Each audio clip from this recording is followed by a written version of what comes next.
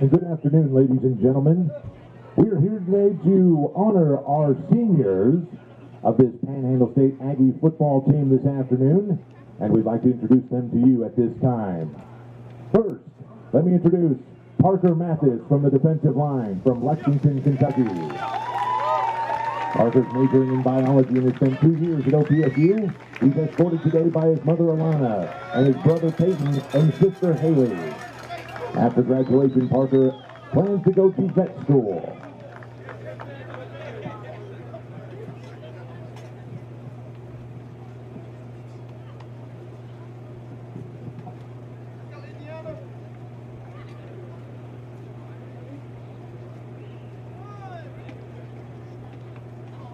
Ladies and gentlemen, Mr. Parker Mathis.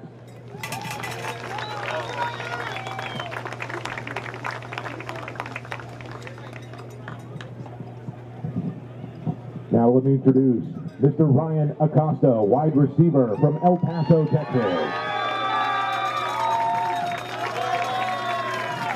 Ryan is majoring in business administration as he spent 4 years at OPSU. He's escorted today by his mother, Christina Acosta, and his dad, Raymond Olivas. After graduation, Ryan plans to go to grad school.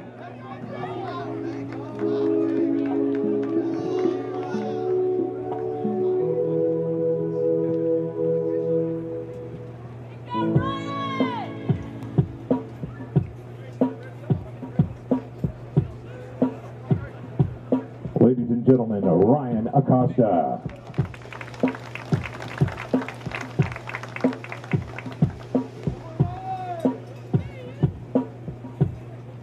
Allow me to introduce Mr. Nathan Alvarado, defensive back from El Paso, Texas. Nathan is majoring in business administration and has spent 4 years at OPSU. He's escorted today by his dad, Ismael Alvarado. After graduation, Nathan plans to attend grad school.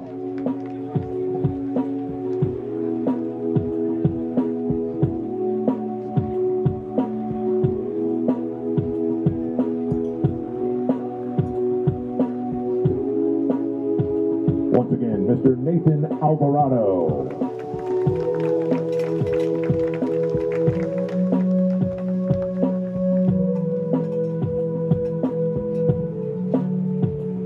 Allow me to introduce Nicholas Kim from the offensive line.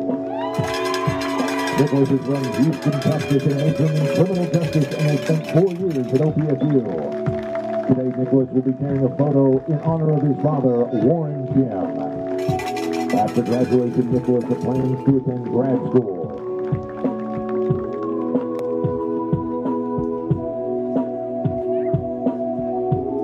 Ladies and gentlemen, Mr. Nicholas Kim.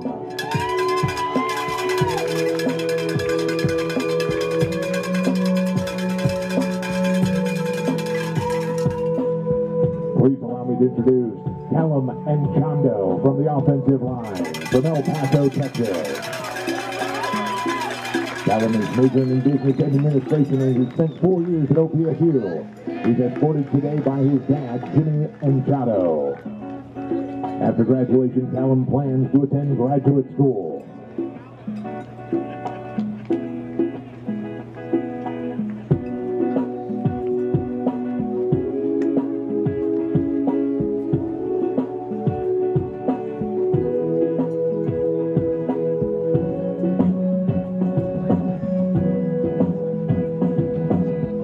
Ladies and gentlemen, Mr. Callum Enchando.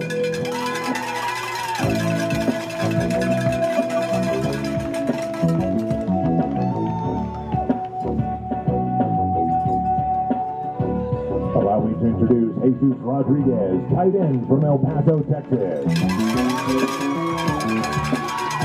Jesus is majoring in criminal justice and has spent 4 years at OPSU. He's escorted today by his brother, Paul Rodriguez. After graduation, Jesus plans to attend law school.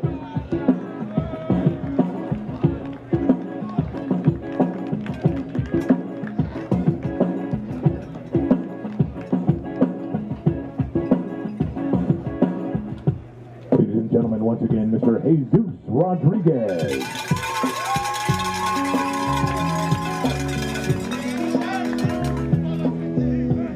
Allow me to introduce Tracy Todd Jr. from the offensive line from McIntyre, Georgia.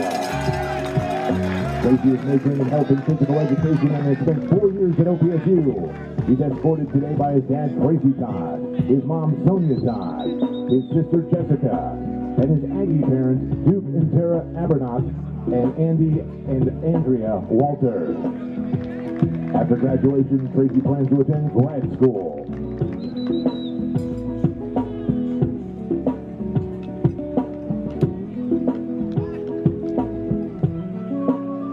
Ladies and gentlemen, once again, Mr. Tracy Todd Jr.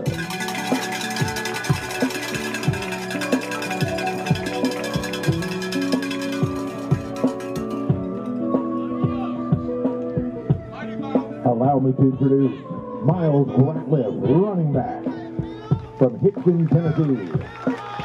Miles is majoring in ag business and has spent 1 year at OPSU. He's escorted today by Coach Malik Stark. After graduation, Miles plans to attend graduate school.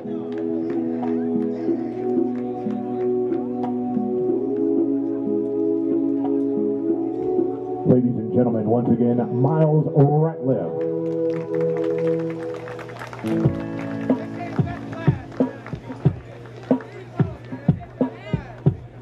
And last but certainly not least, let me introduce to you Mr. Cameron Dickerson, linebacker from Denver, Colorado.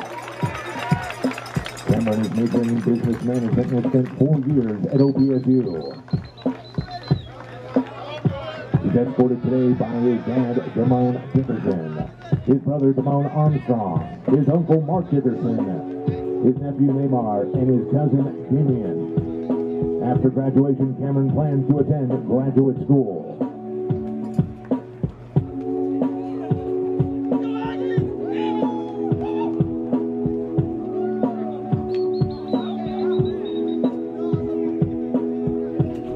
And ladies and gentlemen, once again, Mr. Cameron Dickerson.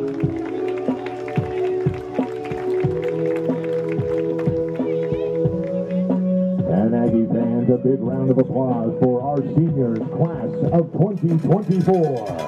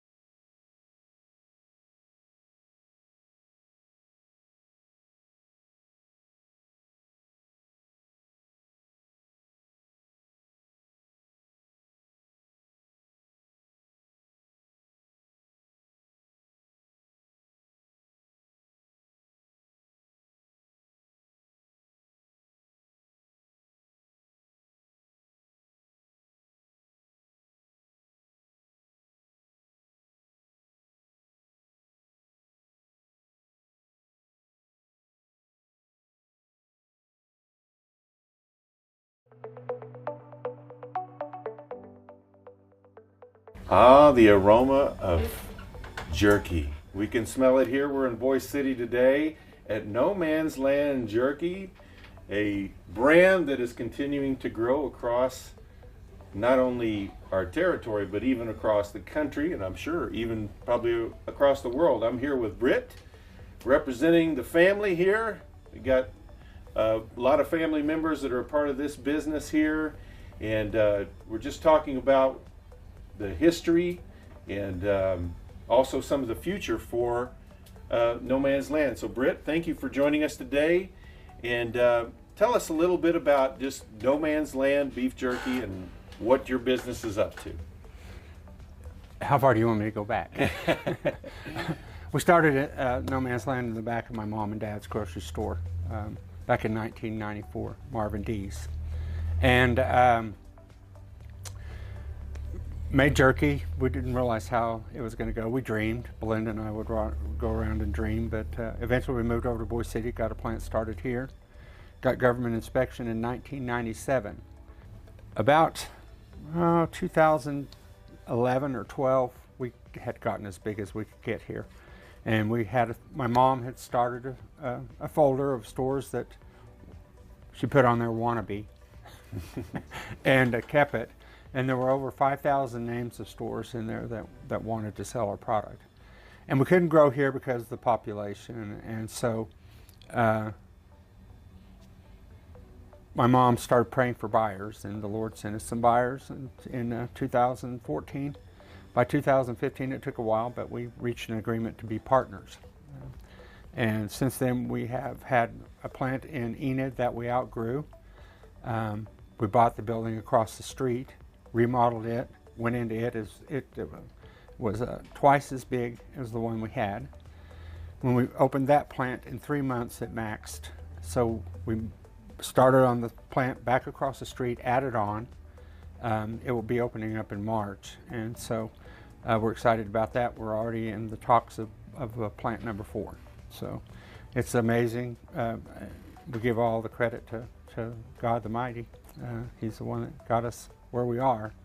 That and some hard work, but you know, it's a labor of love, and we're proud of our jerky. We are.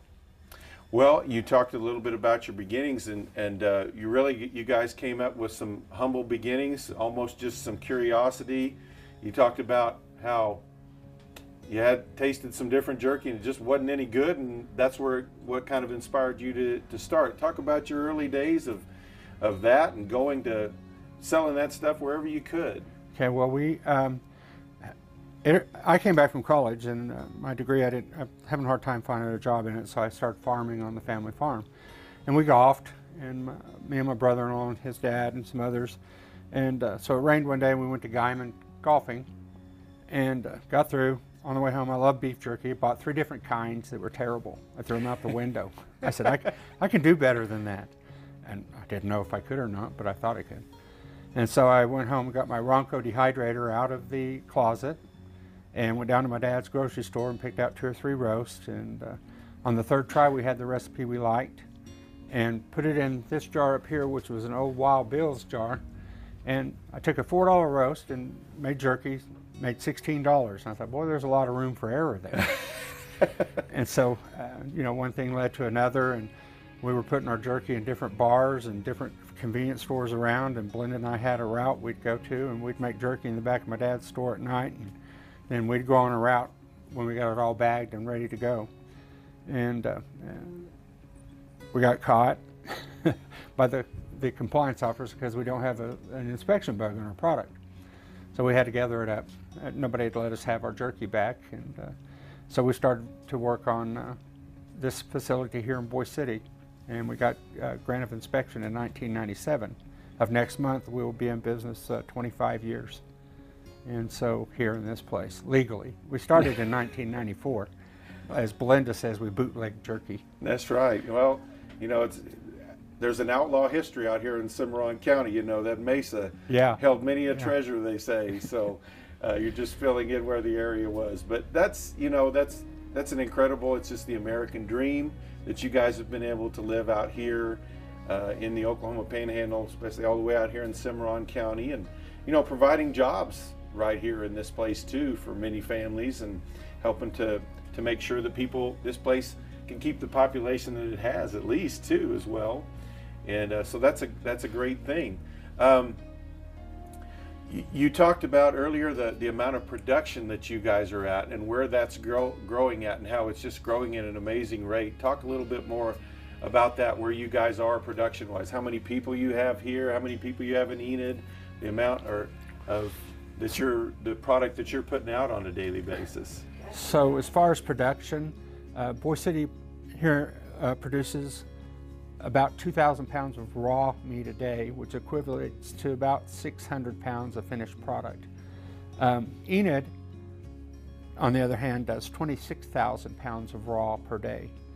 And I'd have to figure that up real quick, but it's thousands and thousands of pounds of actual jerky. We employ 30 people here, and we like to consider them as family.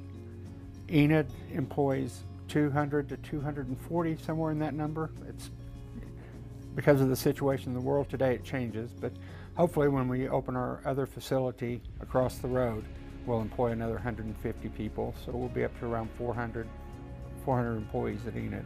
So who knew? God did. We dreamed it would grow. We had no idea how large this thing could get. And well, the operation here, as you mentioned, very family. It's you, Britt, Belinda, your sister. Right. Brad, your brother. Our brother Brad is also here. Mama D, we can't forget her. Yep, 87 and a half years old. Still shows up for work just about every day. Yes. It's getting later every day, but you know, we give her that. She's worked hard all of her life. Yeah. She comes in time for lunch, yeah. And then we eat lunch, and she comes back and answers the phones or cross stores as we need her to. And another generation coming in as well. Well, we have two generations. Yeah. We have Belinda's daughters both came back and moved their families here from where they had moved to. They want to be a part of the business, and they want their kids to grow up in this area. And then we also have a little boss who's 4, and he's the next generation. His name's Cap, and he thinks he's the boss. He tells us he is. You know, I couldn't do this interview without mentioning my dad. He was pretty skeptical at first, but he ended up being our biggest fan. He would sit at the register and take people's money while he was playing solitaire, and then when the customers come up, he'd take their money, and if they bought a small bag, he'd go, "You're going to get down the road and wish you'd have bought a bigger bag." And he'd be so tickled when they wouldn't even make it to the courthouse down here, and they'd have to turn around and come back, and they'd come in and buy more jerky. So he ended up being one of our biggest fans, and he helped us to remodel this facility. And his vision is like ours. He likes to take things old and make them new again.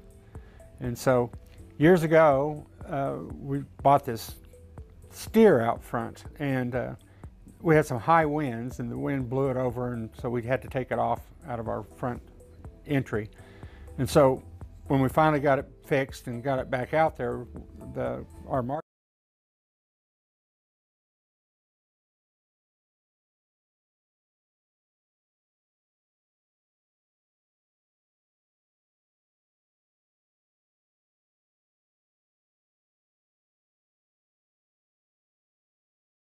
Two and 4 in the conference. We're getting ready for the national anthem to be played here.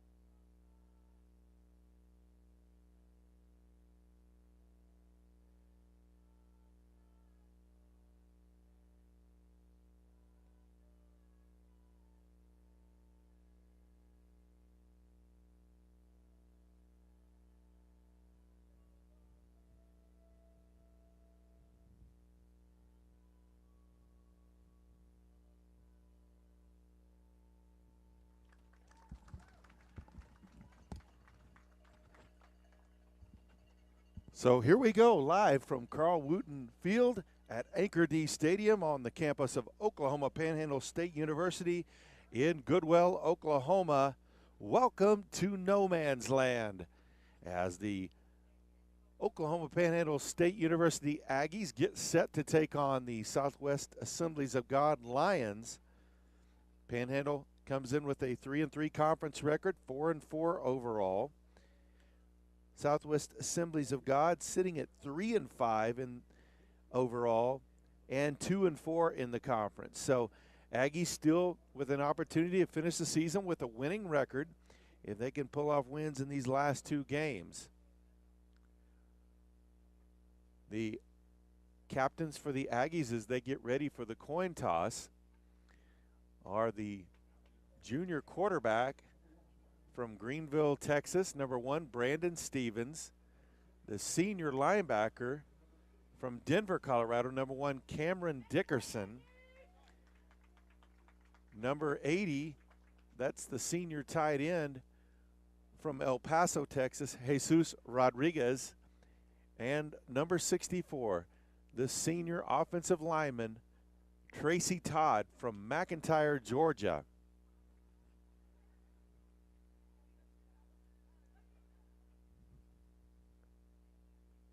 Both teams' captains out at midfield for the coin toss. Here's the flip.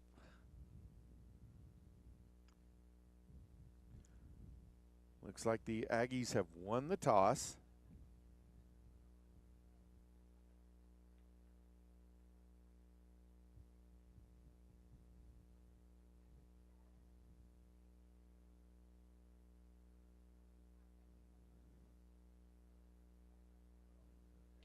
So Aggies did win. They deferred to the second half.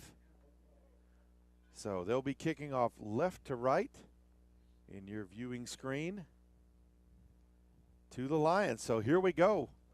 We're just about set for some Sooner Athletic Conference.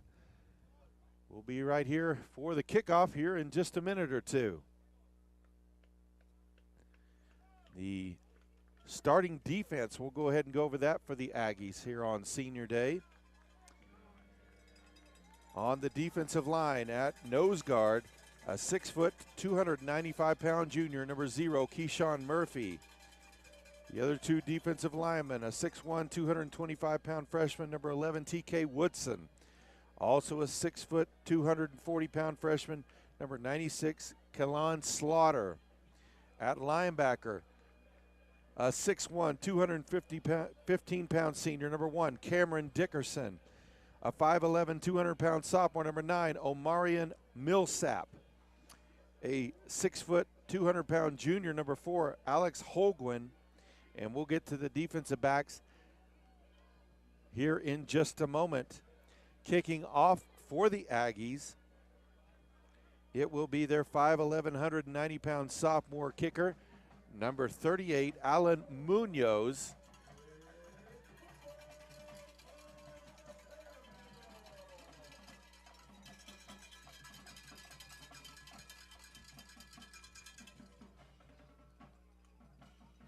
There's the kick, end over end, caught inside the 5-yard line, bobbled it a little bit.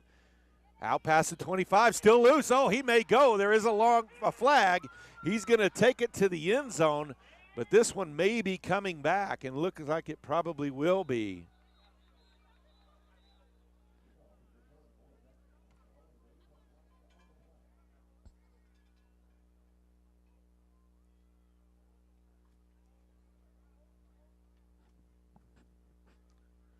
Aggies clapping, so they do know that it is against SAGU. Yes, holding call.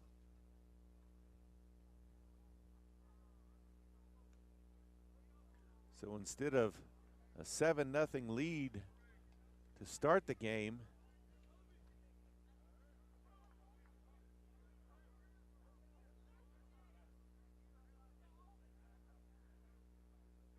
they'll mark them all the way back inside the 15-yard line possibly.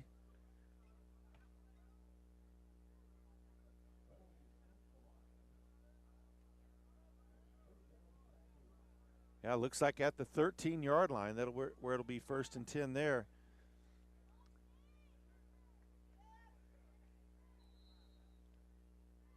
All right, 1st and 10. They'll split out 2 to the top side, 1 on the near.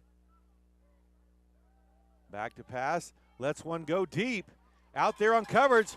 Intercepted.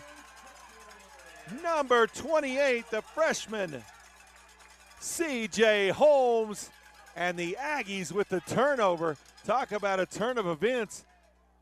Kickoff return for a touchdown, called back for the hold, and 1 play later, the Aggies start their first offensive possession in plus territory with 14:34 still to play here in the first quarter. Ball will be placed at the Lions' 38-yard line. Tried to get a big play on that first one and paid the price for it. We'll get those starters on defense back. The rest of them, when they're back on defense, we'll try to give you the offense here in just a moment. At quarterback, number 1, Brandon Stevens. He's a junior. Fakes a handoff, back to pass. Goes deep. He's got a man out there. And Catino Ray couldn't quite reach that one, a little bit too far. So Catino Ray, the 6-foot, 175-pound sophomore, number 89, played most of the year on defense but made the switch to offense. Already had a game where he had over 200 yards receiving. So 2nd down and 10 for the Aggies. In the backfield with Stevens is C.J. Campbell, the junior running back. Fakes the handoff. Stevens will keep it. Bounces it to the top side. Finds a gap inside the 30-yard line for a nice gain. It'll be 3rd down and short.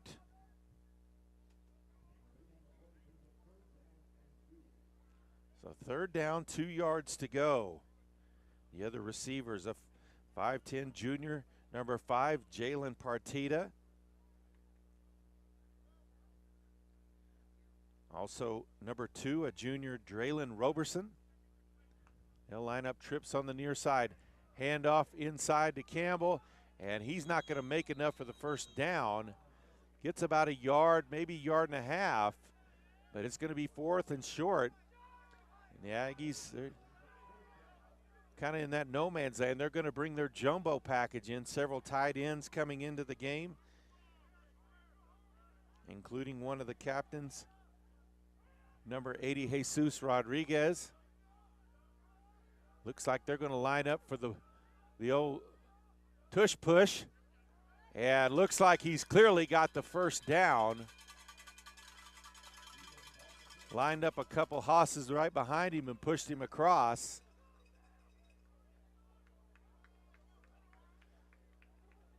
And the big guys up front helped as well. A 6'3 senior, number 58, Callum Anchando, is out there at left tackle. At left guard, it's a 6'1 junior, number 52, Gabriel Chalenza. At center, a 6'1 senior, number 64, Tracy Todd. They'll line up 1st and 10. Man in motion.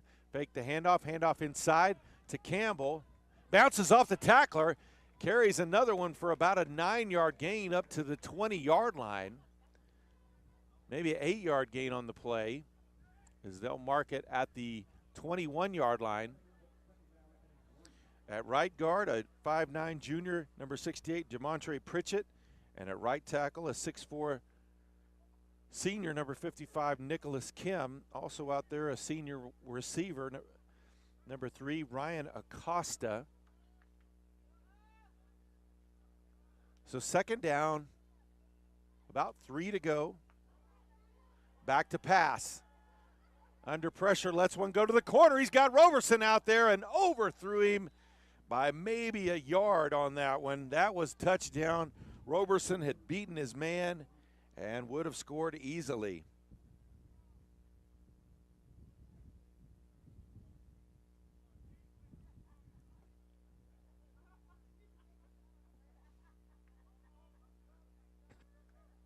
So 3 minutes into the contest, Aggies facing their 2nd, 3rd down. Got a turnover to start this drive in Lion territory.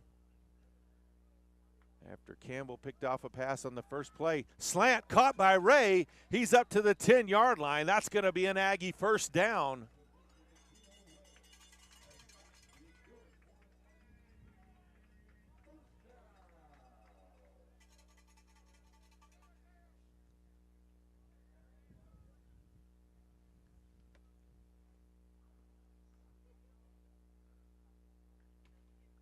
So they'll mark him back at about the 12-yard line. So 1st and 10.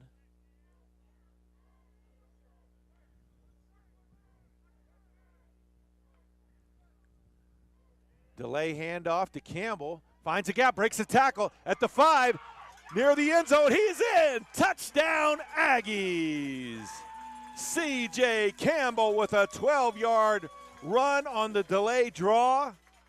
And the Aggies are on the board. They make Southwest Assemblies of God pay for that turnover as they started in plus territory at the Lions' 38-yard line. Number 12, Tack Brewer, the long snapper.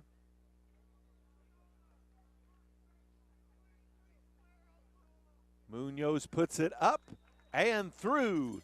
11:14 to play here in the first quarter. It's Panhandle State 7, SAGU 0.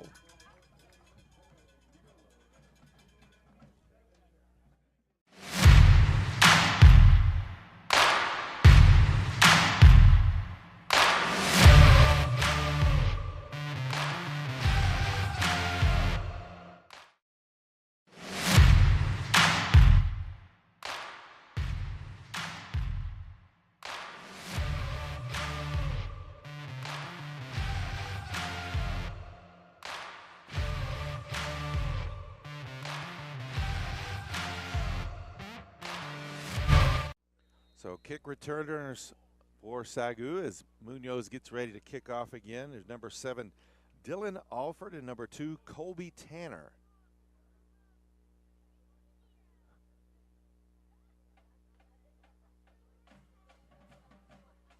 Here's the approach, short kick. They'll fair catch it. Oh, ball on the ground though. They'll fall on it right about the 20-yard line. And that's where Southwest Assemblies of God will have it. 1st and 10. They're flirting with danger a little bit there as well. Back to the Aggie defense. Other starters in the defensive backfield. A 6'1" sophomore, number 5, Desmond Green. A 6'2" sophomore, number 7, Lauren Sneed. A 6'2" sophomore, number 31, Jazeer Merricks. A 5'11" sophomore, number 26, Alan Woodbury. And Holmes, that we also mentioned, that had the interception on the first offensive play of the game. There's a carry for about 4 yards, maybe 3 on the play. We'll call it 2nd down and 7. Briley Green, number 10, he's a redshirt sophomore, starting quarterback for the Lions. Turn, handoff to the tailback.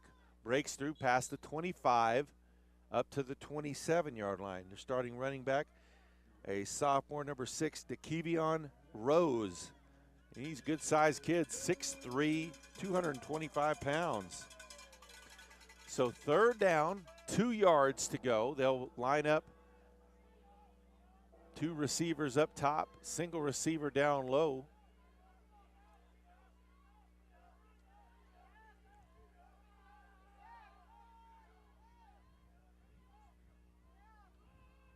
They'll hand it off inside, finds a gap up past the 30, near the 35-yard line before Rose is brought down at the 34. 1st and 10 for Assemblies of God.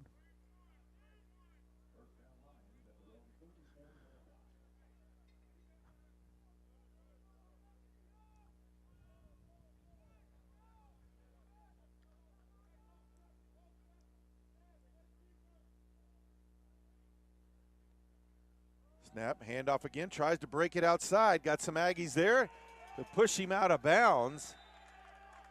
As that run went nowhere.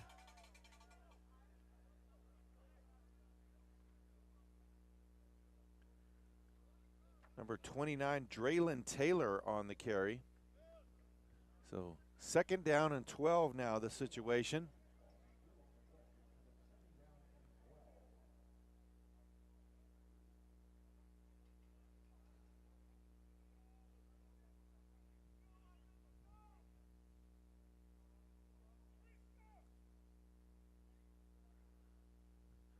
Back to pass, lets it go out in the flat, caught and wrapped up and tackled immediately, as that was Holmes on the tackle.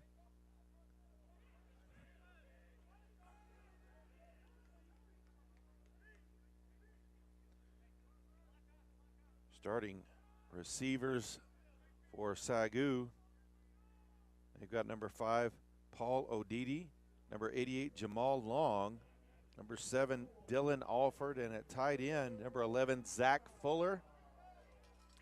So 3rd down, 7 to go.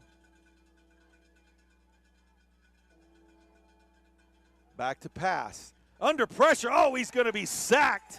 And it is Dickerson, a late flag. Didn't look like he grabbed him in an illegal manner or anything. Could have been a hold in there too.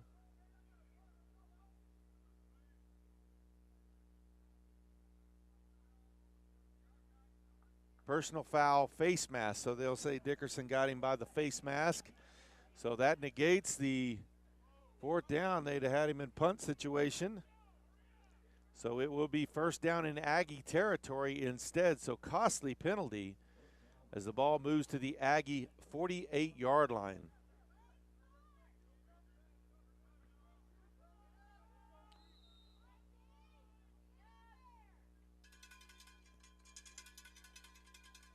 Green turns, hands it off, and wrapped up back at the 50-yard line for another loss. Several Aggies in there on the tackle. Millsap was the first guy there. 2nd down and 11.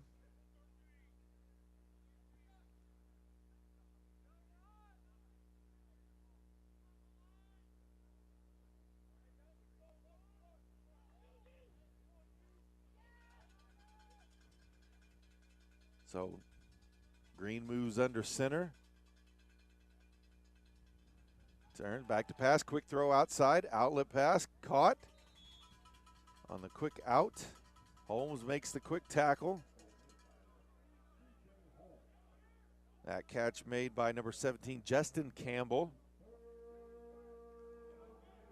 So it is 3rd down again, about 3rd and 5.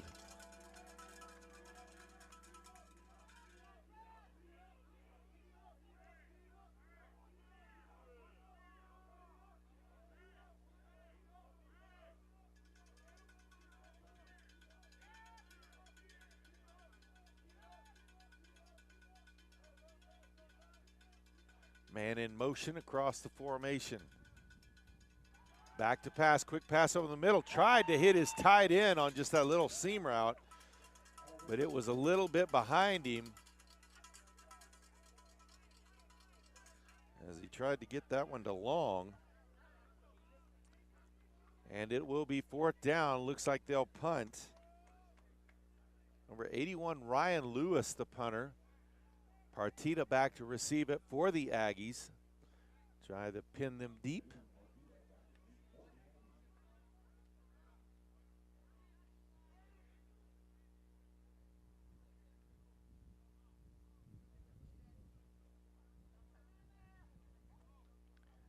Got it off high, angling kick, lands at the 1 and into the end zone, touchback. So Aggie ball, 1st and 10 from the 20. 6:27 left to play here in the first quarter. It's Panhandle State 7, Southwest Assemblies of God 0.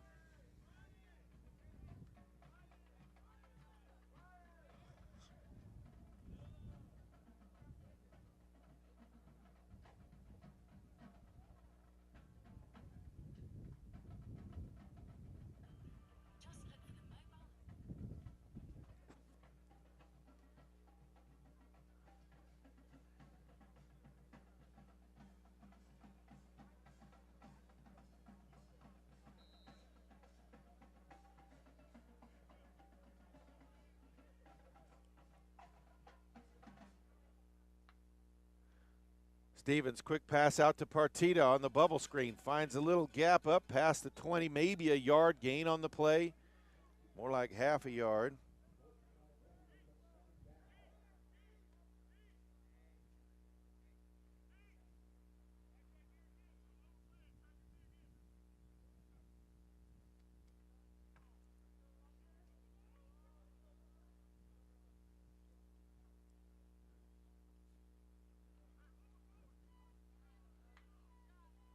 Stevens gets him to jump. He's got a free play here.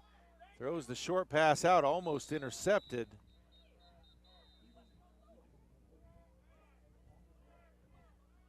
Really kind of play where you want to take the chance on the deep ball there.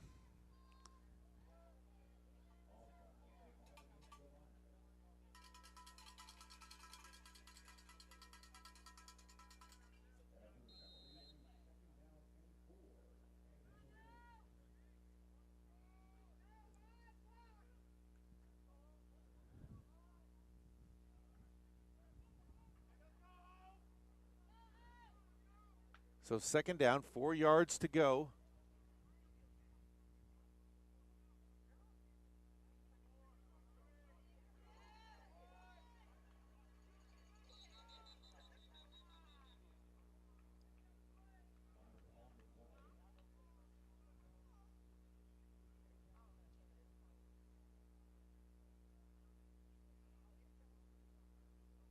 And delay of game is going to give that 5 yards back.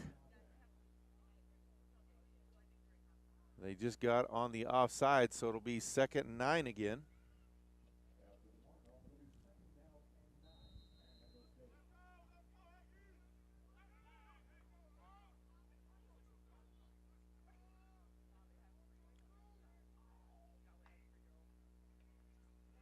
Makes the handoff, keeps it inside, finds a gap up to the 30, breaks another tackle up past the 40. Good block by Ray outside and out of bounds near midfield.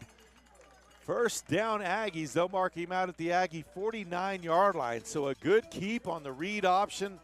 Finds the hole inside for the big gain.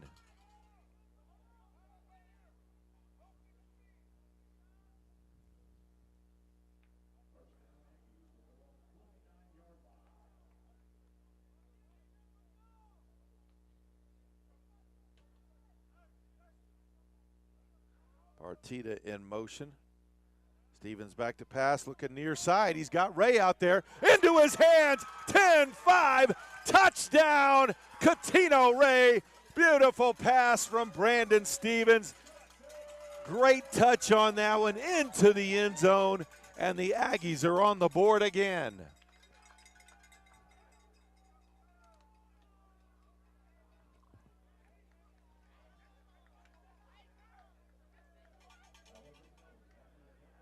So Aggies will line up for the extra point.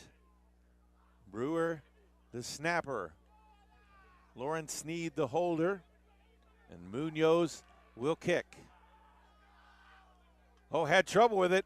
Fire situation, rolls out to his right, lets one go towards the end zone. Dickerson out there, bobbled it. Did he catch it? Touchdown, it's good. The 2-point conversion is good. So what looked like a disaster turns into 2 for the Aggies. 4:52 left to play here in the first quarter. It's 15-0 Aggies with the lead.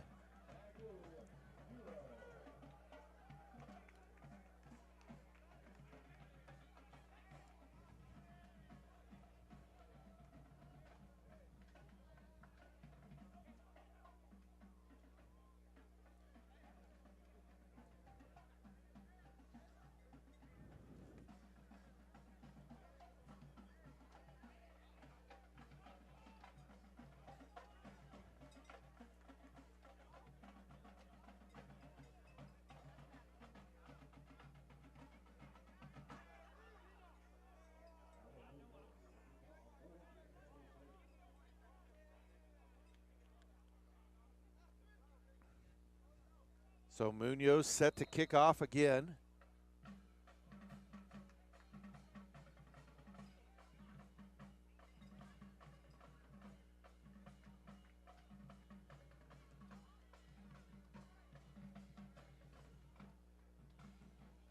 High, short, end over end kick is fair caught at the 30-yard line. So the Aggies, or the Lions, will take over their 1st and 10. Quavion Mitchell, number 91, with that fair catch.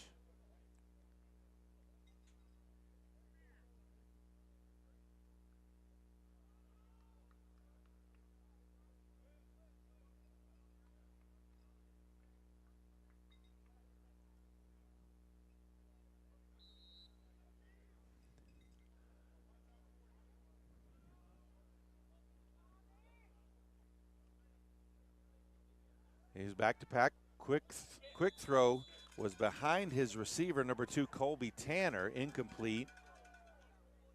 Aggies had good pressure immediately as well. 2nd down and 10.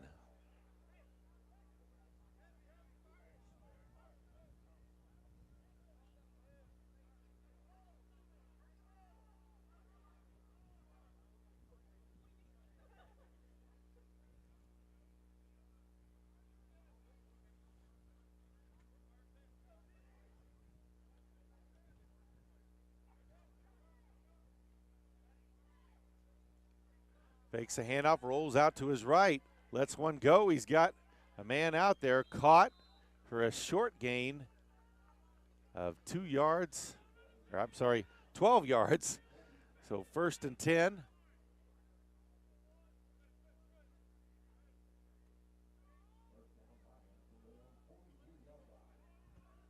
I believe that one was caught by Tanner.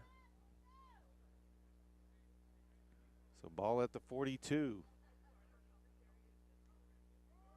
Handoff inside, fights his way forward past the 45, still fighting forward. And that's where they're allowing something they're not supposed to. They've legalized pushing from behind, but there you had an offensive lineman literally pulling him forward. And you can't do that. That's still against the rules. 2nd down, 5 to go.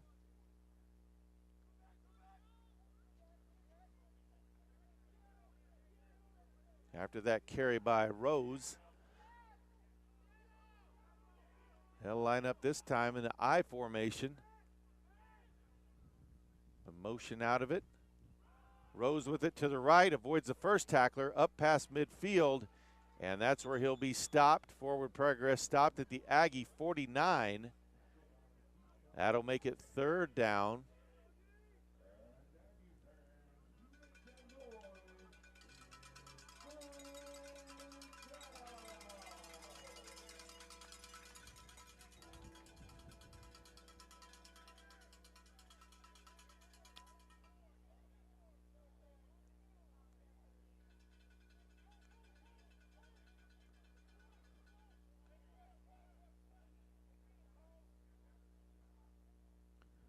So 3rd down and a yard to go.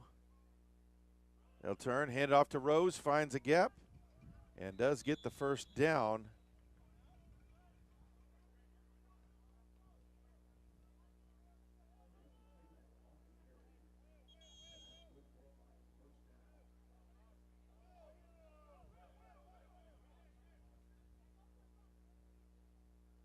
Millsap's helmet comes off, so he'll have to come off for a play. Number 42, William Rodriguez, junior from El Paso, comes in his spot. That was Taylor on that 1st down, on that 3rd down carry to convert it to a 1st down. Ball at the 46-yard line. Makes a handoff, lets one go on the side. Oh, it's intercepted. Sneed with the interception, stepped right in front of the receiver. Aggie ball. 2:20 still to play here in the 1st quarter. The Aggies have already picked off their 2nd. That one by number 7, Lauren Sneed, and the one earlier by number 26, Alan Woodbury. Aggie ball at their own 44-yard line.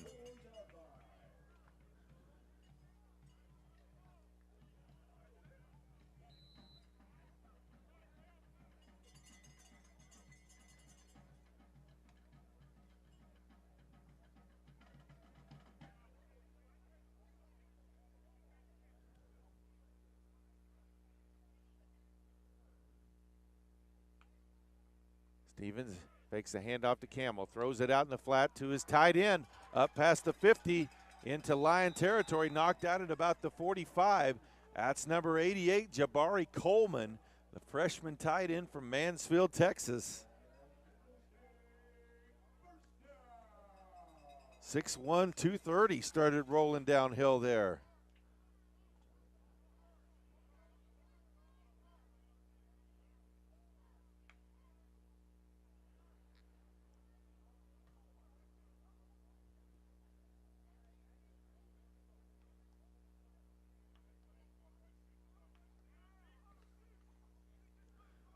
Play clock now under 5. Partita in motion.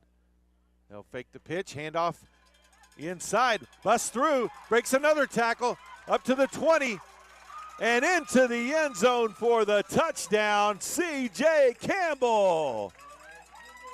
The Aggies strike again. 3 drives, 3 touchdowns. And what a start to senior day for the Aggies.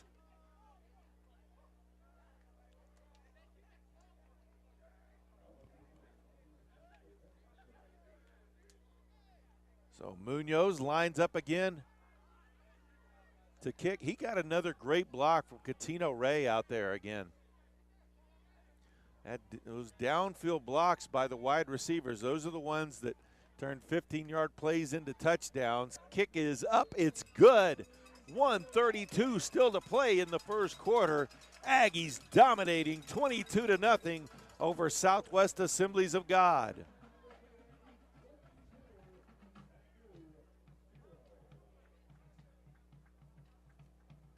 Life is about choices and embracing the freedom to live it your way.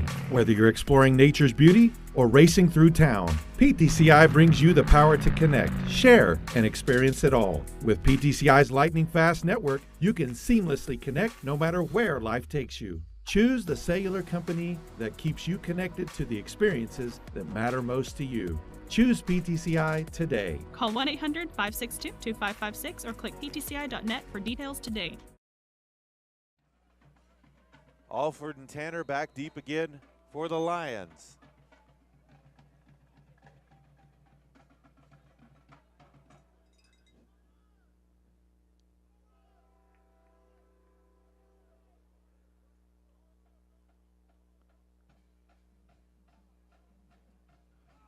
Short kick, hits at about the 15. He'll have to go back and pick it up at circles at about the 5. Breaks one tackle. Oh, there's open space. And from behind, brought down near the 30. Flag thrown on that play. I think they may have another face mask there.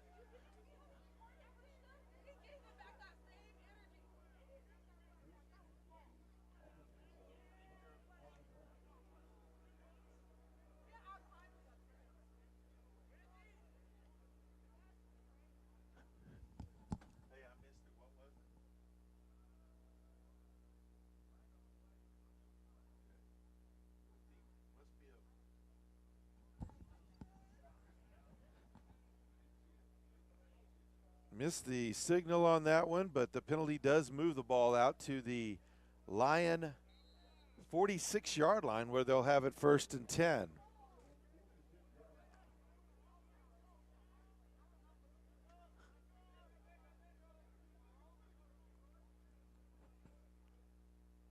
Man in motion across the formation. Quick throw outside on the slant. Caught. Short gain. Woodbury there to bring down Odidi. Gain of 6 on the play. Give him 7. 2nd down, 3 yards to go.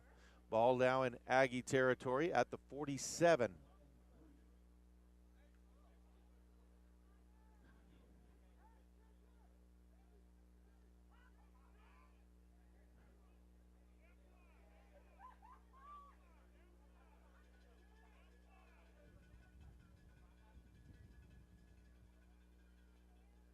Now back to pass, quick throw outside, finds the little gap. Oh, ball knocked away. Beautifully done there. Jazir Merrick's got his hand in there. Receiver had it right in his hands and just stole. That was Odidi again, and He just stole it away, knocked it out of bounds. Beautiful play.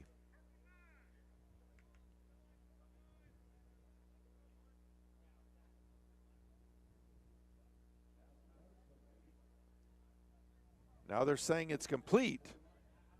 I don't know how there's any way in the world he had the ball long enough. Nevertheless, 1st and 10 at the 37-yard line.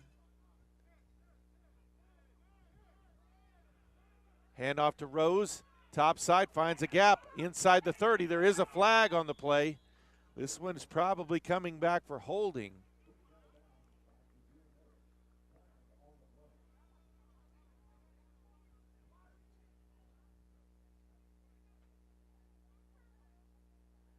And it is a holding call, so that big gain will come back.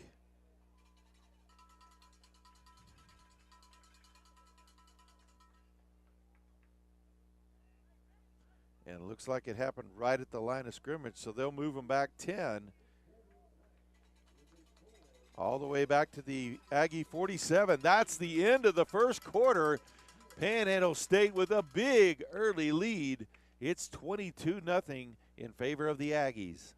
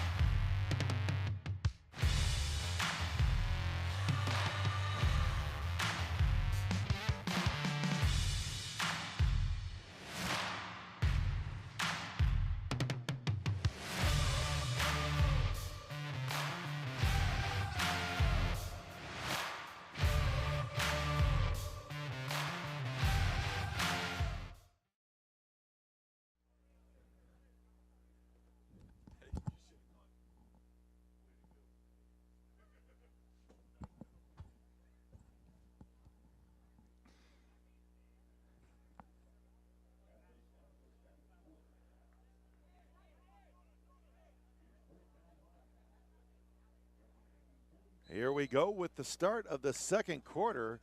1st and 20 from the Aggie 47-yard line for the Lions.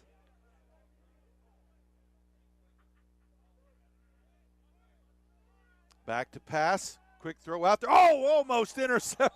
Woodbury almost had that one in a pick six. Stepped in front of that little outside quick pass, and he would have been gone.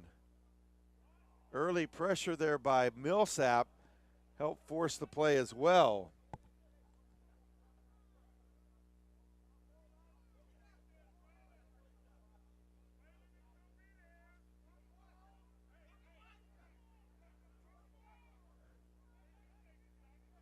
So 2nd down, 20 to go. Back to pass, lets one go near side. Receiver gave up on the play or ran a different route. DB was out there to make the play. That was Desmond Green. It's 3rd down as it falls incomplete. He had a chance at it, but looked like it carried him out of bounds trying to catch it.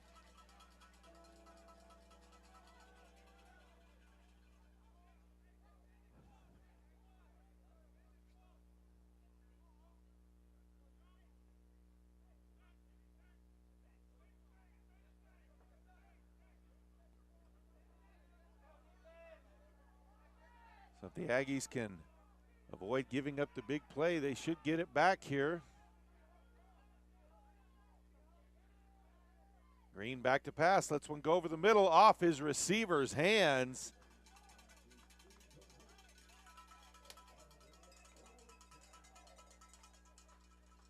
That was just flat out dropped. Tyson Nonette, number 1, had that one in his hands, but couldn't bring it in. Probably would have converted on that one. Number 81, Ryan Lewis, the punter, in. Partita back inside, right there on the 10-yard line to receive the punt.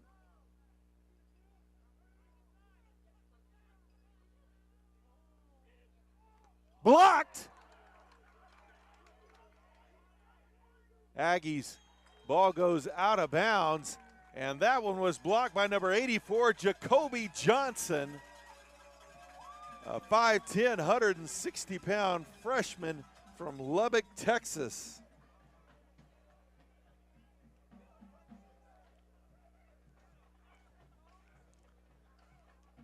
So the Aggies will take over in plus territory on the downhill side of the field at the Lions' 46-yard line.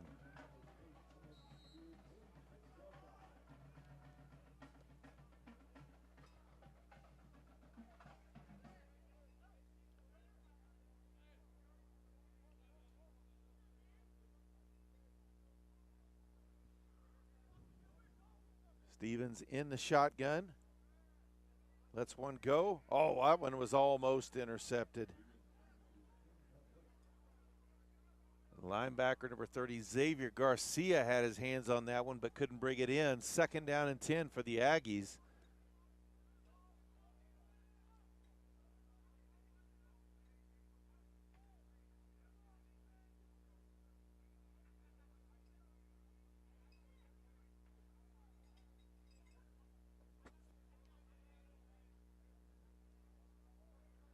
Two receivers on the near side, one up top.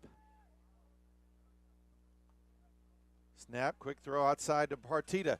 Avoids the first tackler, almost got through at least. But Dylan Kaufman, number 21, able to bring him down after about a 3-yard gain. Ball at the 43-yard line, so 3rd down, 7 to go.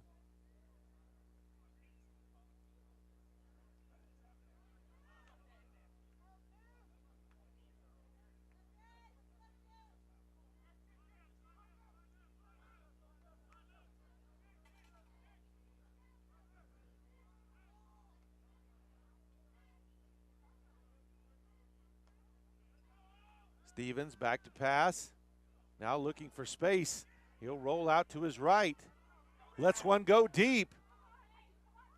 And caught. No, they'll say out of bounds.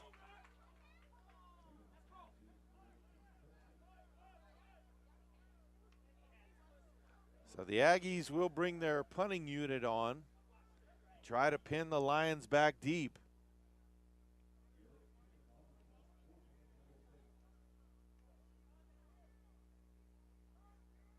That was Roberson who brought that one in, but just couldn't bring it in bounds. He was close. Number 99, Garrett Hannon, the punter on the field. Dylan Alford, the deep return man. High kick. Hits at about the 10. And will be touched down at about the 12-yard line. 13:32 still to play here in the first half. Panhandle State with a 22-0 lead over Southwest Assemblies of God.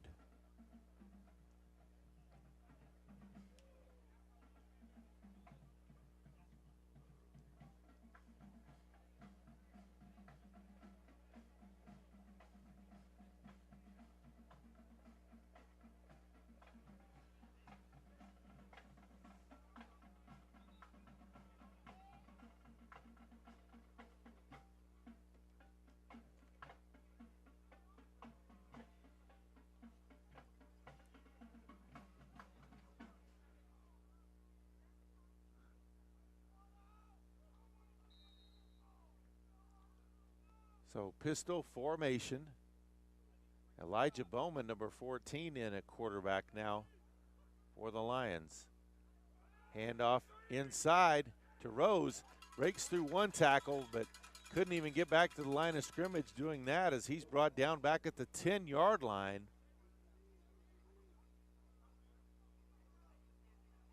So 3-yard loss on the play, 2nd down, 13 to go.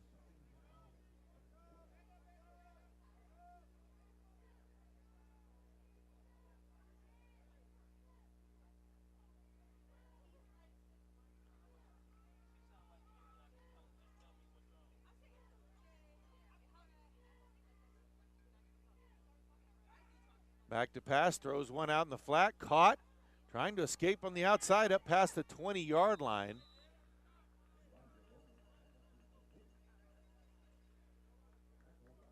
O'Didi with the catch. So it's going to make it 3rd down and 1.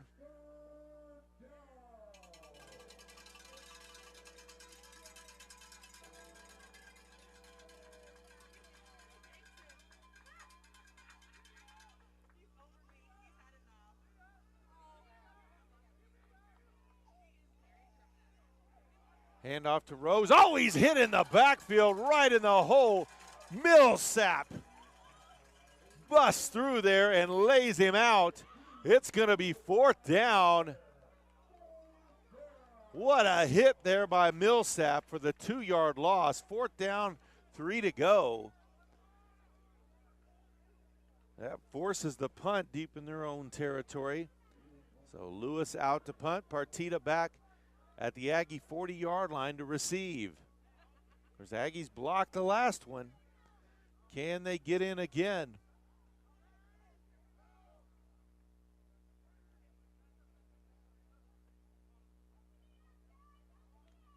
Almost blocked, but did get that one off. Partita under it, inside the 30. Bust outside, and he's brought down at about the 33-yard line. C.J. Holmes almost blocked that one. 11-18 still to play here in the first half. 22-0, Aggies with the lead.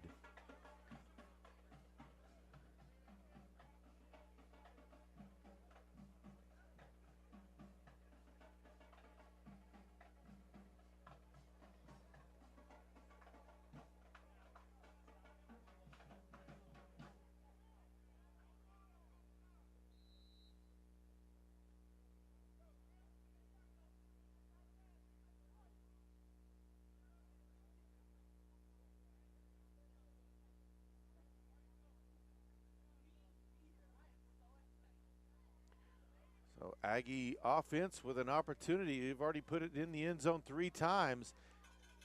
Handoff inside to Campbell.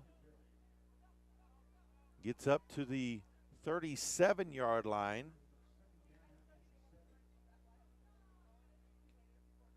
So 2nd down, 7 to go.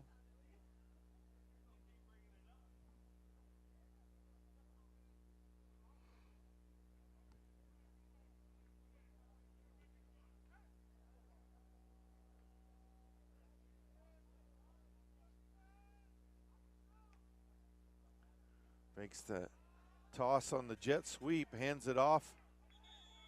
Campbell's wrapped up almost immediately.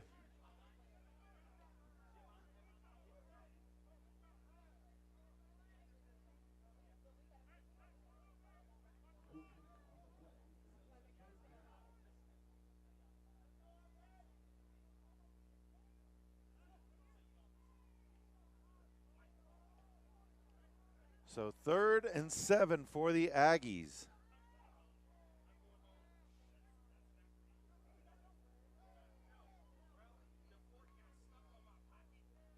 Back to pass, steps up in the pocket, and he's going to be brought down, sacked on the 1-yard loss, and the Aggies will be forced to punt.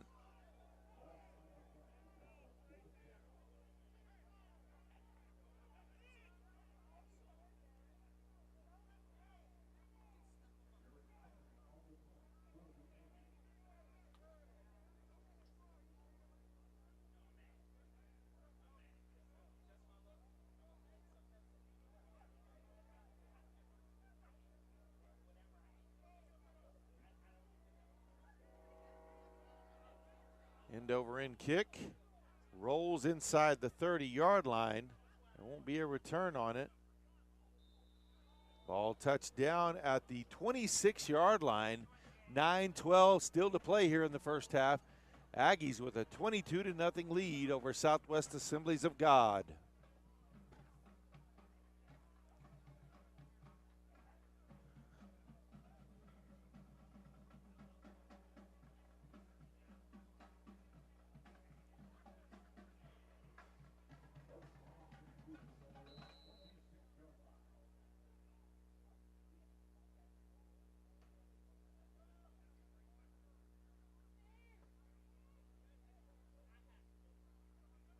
Handoff to Rose on the near side up to the 30 and out of bounds at about the 32.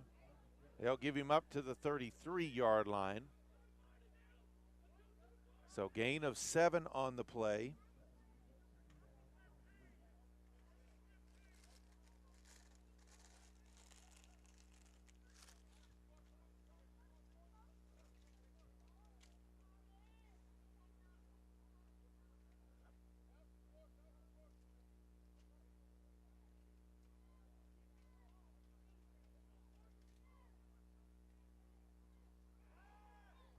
One in the seam, caught and brought down near the Aggie 40-yard line.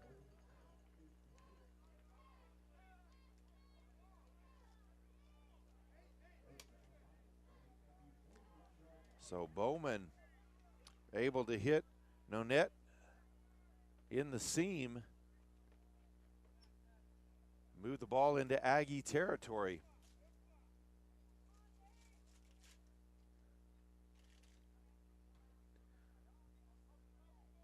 Net in motion.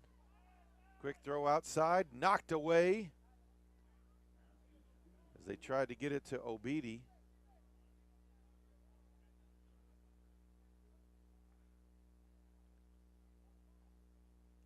Knocked away by Green.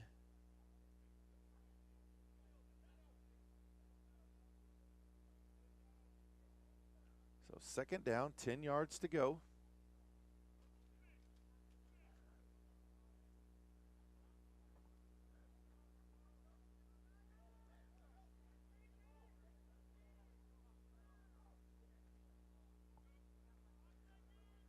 Clock at the 8-minute mark right now. Handoff to Rose. And a stiff arm knocks the helmet off of his tackler, but he still brought him down. Looked like right at the line of scrimmage or maybe a little bit behind. As that's Millsap. So he'll have to come off for the second time in the game with his, because his helmet came off.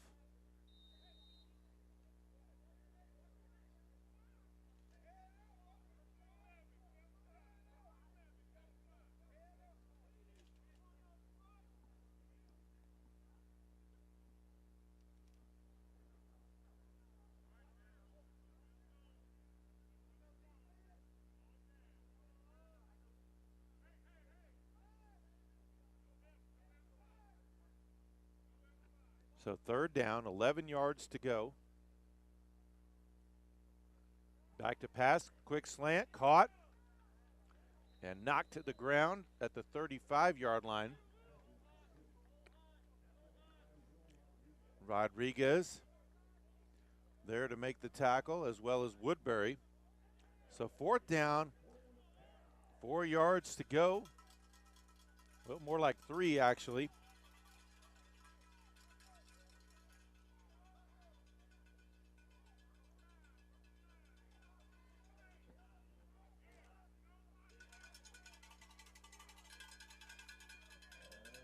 .645 left to play here in the first half.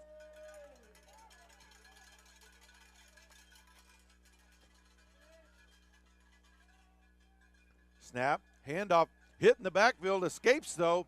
He's going to have enough for the first down. Fights his way inside the 20-yard line. 1st and 10 for Southwest Assemblies of God. Taylor was able to bounce it outside.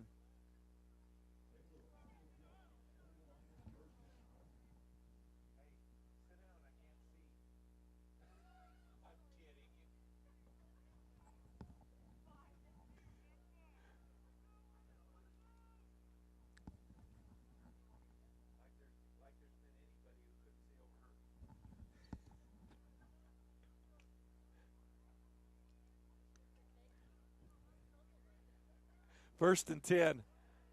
Pass to the sideline, and ball was a little bit behind him and out of bounds, so incomplete.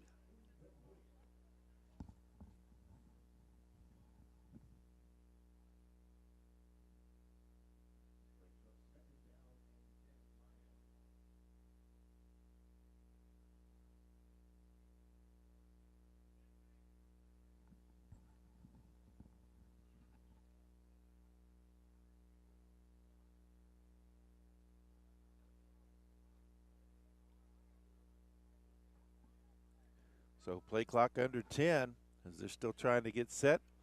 2nd down, 10 yards to go. 2 on the play clock. They didn't get that one off in time. They still haven't noticed. Yeah, there they go.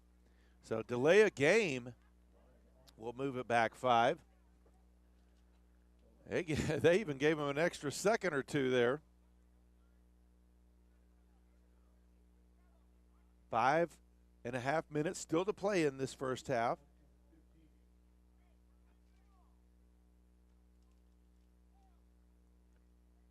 Aggies scored touchdowns on their first 3 drives.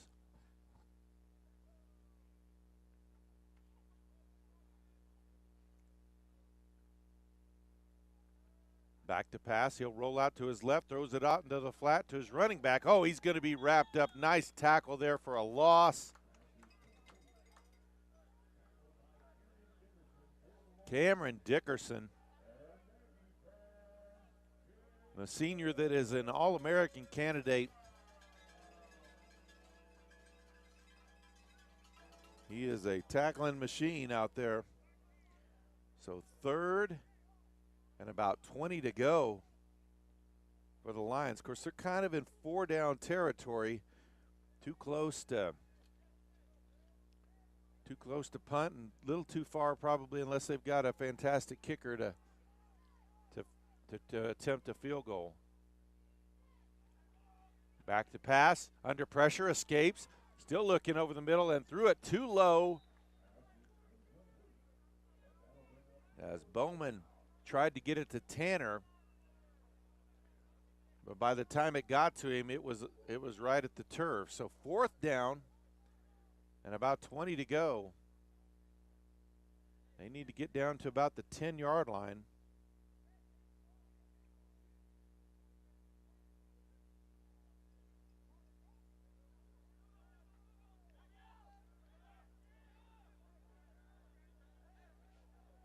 They'll have to hurry for this field goal attempt. Play clock is already at 5. 2, 1. And they call a timeout to avoid getting another delay. 9:42 to play here in the first half. It's Panhandle State 22, Southwest Assemblies of God 0. You lock your doors to keep criminals out, but do you lock your network doors? It's also important to keep your home network protected. According to experts, cybercrime continues to increase. With Protect IQ added to the PTCI Wi-Fi app, you can lock your home network doors. And don't wait to lock out intruders. Visit ptci.net to request Protect IQ and to download the PTCI Wi-Fi app today.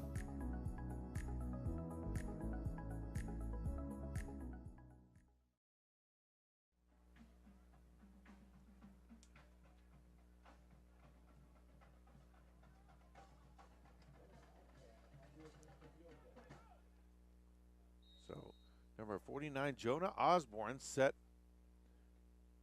to attempt a 46-yard field goal. It's blocked! And Lions recovered it, but brought down Aggie ball with 9:34.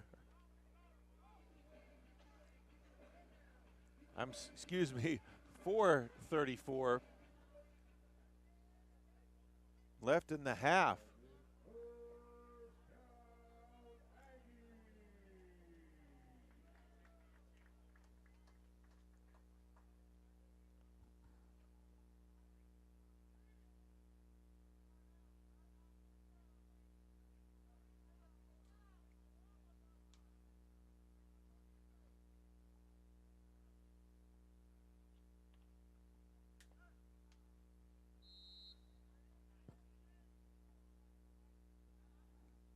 So Aggie offense out on the field, 32-yard line, 1st and 10.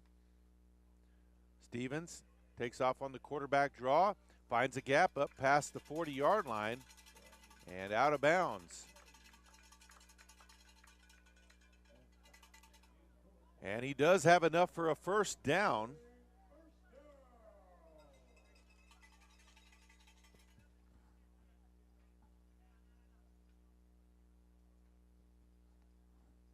Ball at the 42.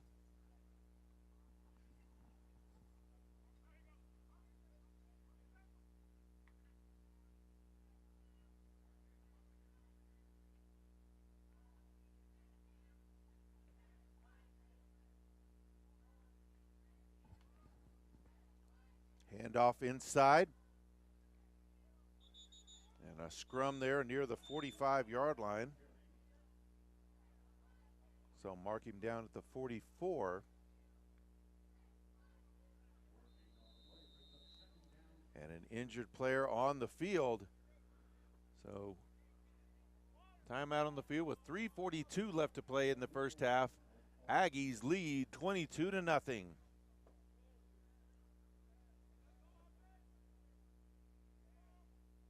Life is about choices and embracing the freedom to live it your way. Whether you're exploring nature's beauty or racing through town, PTCI brings you the power to connect, share, and experience it all. With PTCI's lightning-fast network, you can seamlessly connect no matter where life takes you. Choose the cellular company that keeps you connected to the experiences that matter most to you. Choose PTCI today. Call 1-800-562-2556 or click ptci.net for details today.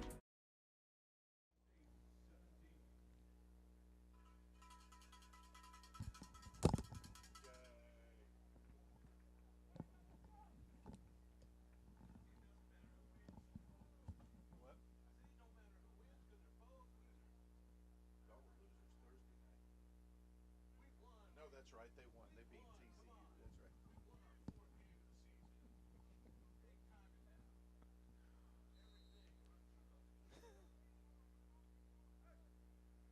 That's right. Aggie offense back out on the field after the injury timeout. 2nd down, 8 yards to go. Fakes the handoff. Slant pattern to Ray. He breaks the first tackle. He's got enough for a 1st down as he's brought down inside the Lion 45-yard line at the 44. 1st down, Aggies.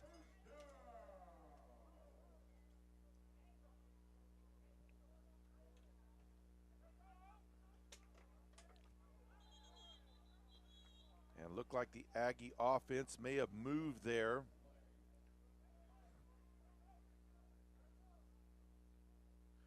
So they'll move them back 5 to the 49-yard line. And it will remain 1st down, 1st and 15.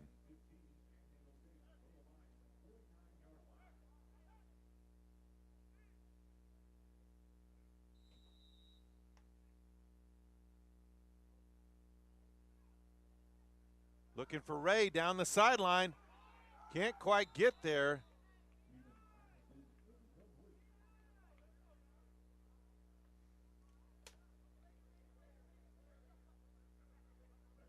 Covered on the play by number 5, Latarius McLean. Got away with a little bit of a tug there, but it's not terribly unusual. So 2nd down, 15 yards to go.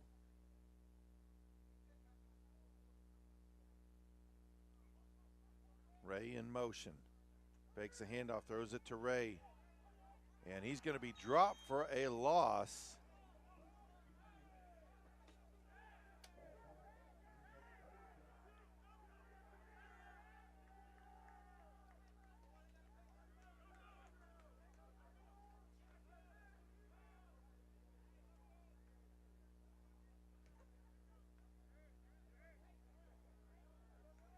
Number 32, Braxton Bailey, the tackler on that one, read that play well. 3rd and really long for the Aggies as they've got the ball back at their own 47 and need to get all the way to their own, to the Lion 34 for a 1st down.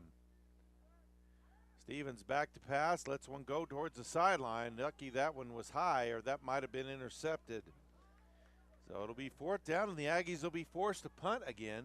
2:17 or 2:11 left on the first half clock.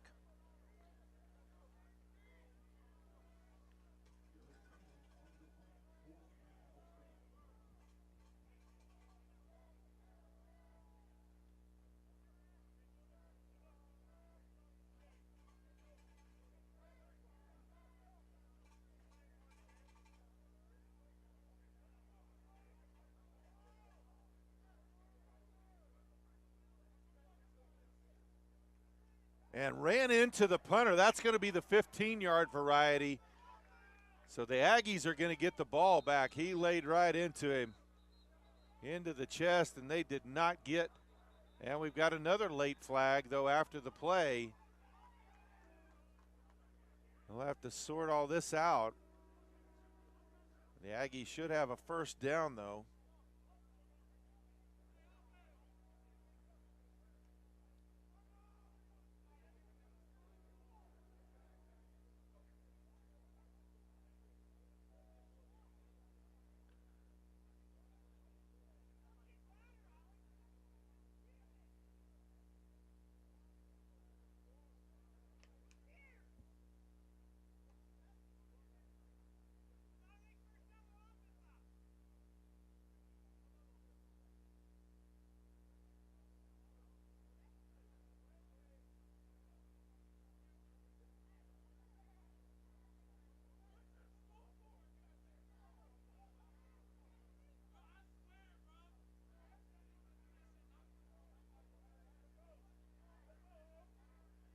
So it is roughing the punter, and then also a personal foul, unsportsmanlike conduct play on the Aggies after the play.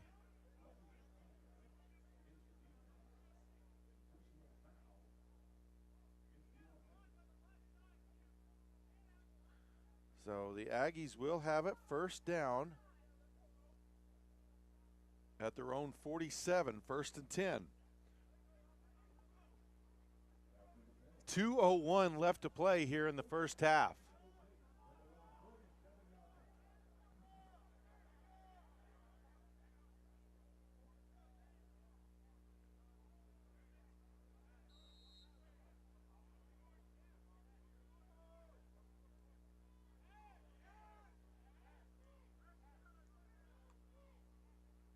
So Stevens back to pass, under pressure up the middle, escapes out to the right, lets one go late.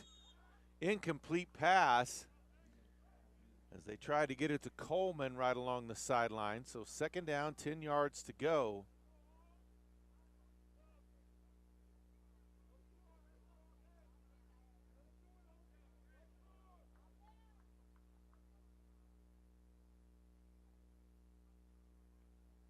Or that was actually Ray they were trying to get that to.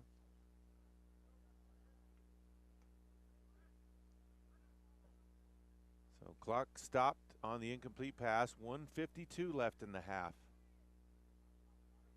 Partita in motion. Looks for Ray. He's got him near the first down marker. Dragged out of bounds, but looks like he picked up the first down. And it is 1st and 10 for the Aggies, as the ball will be marked at the 43-yard line. So just taking advantage of the off coverage there. And of course, they're worried about Ray's speed there.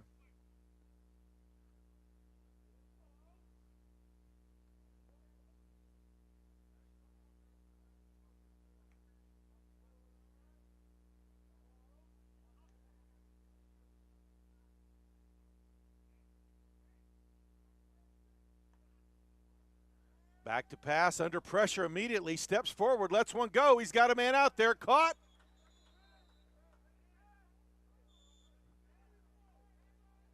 Roberson, and it's a catch at the 9. No, they'll say incomplete pass, had it at the 19.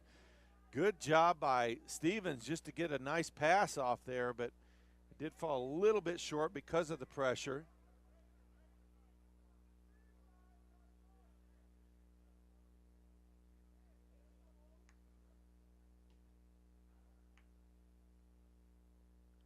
So instead, it'll be second down, 10 yards to go.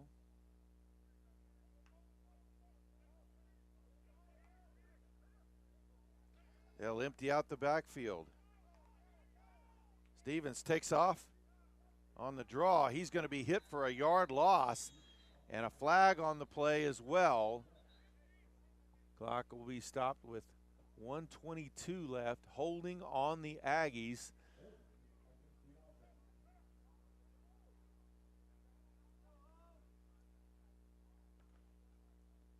So it will remain second down, but they'll mark them off 10.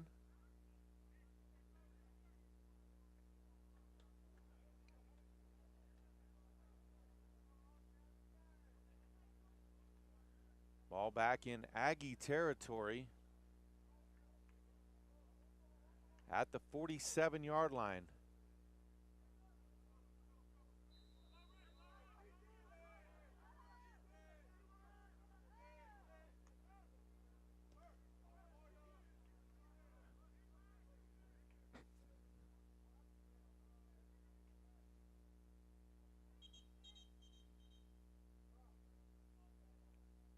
Referee stop play.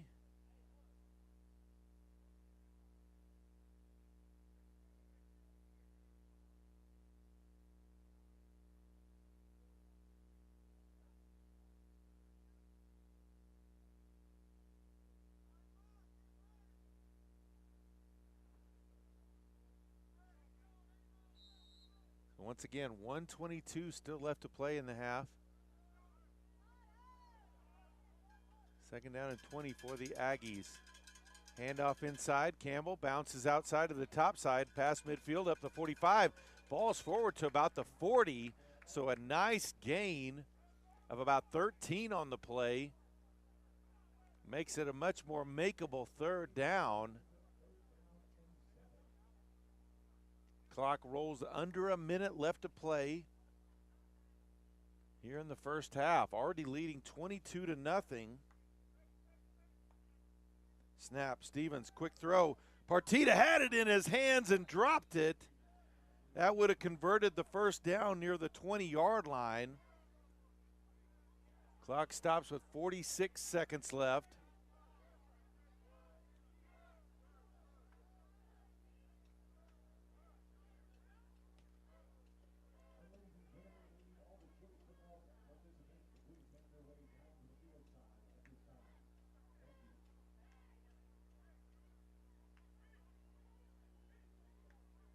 So 4th and 7.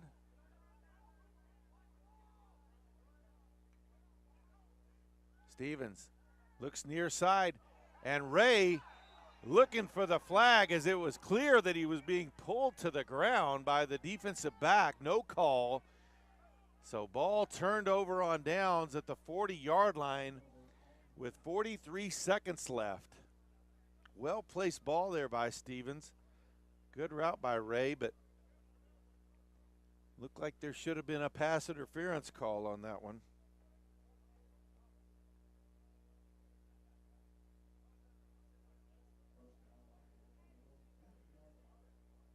So the Aggie defense now will try to keep the first half shutout here.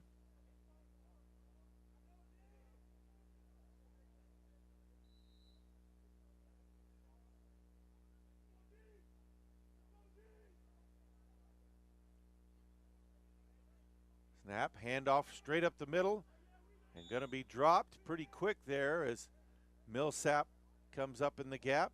2-yard gain on the play. Timeout on the field with 34 seconds left in the half, as SAGU calls it. Panhandle State leading 22-0.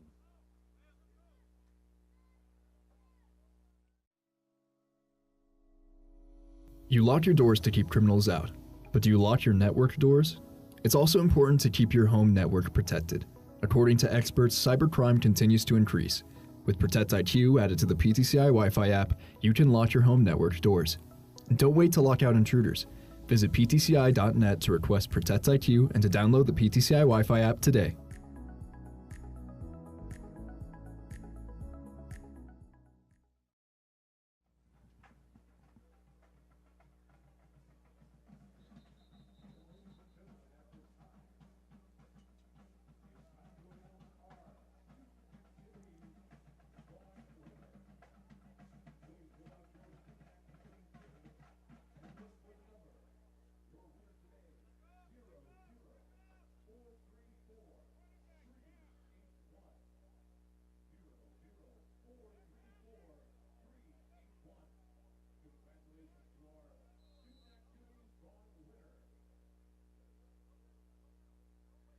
So back out on the field. Second down, 8 yards to go.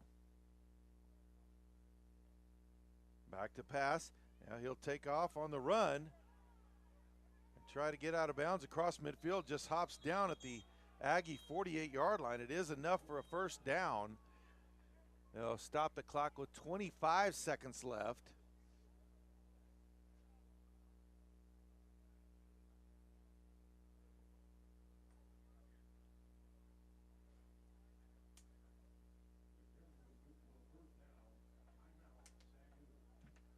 So timeout, SAGU again. Life is about choices and embracing the freedom to live it your way. Whether you're exploring nature's beauty or racing through town, PTCI brings you the power to connect, share, and experience it all. With PTCI's lightning fast network, you can seamlessly connect no matter where life takes you. Choose the cellular company that keeps you connected to the experiences that matter most to you. Choose PTCI today. Call 1-800-562-2556 or click ptci.net for details today.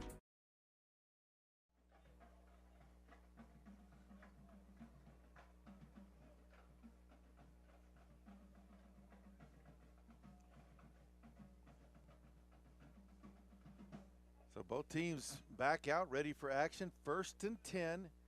Ball in Aggie territory at the 48-yard line.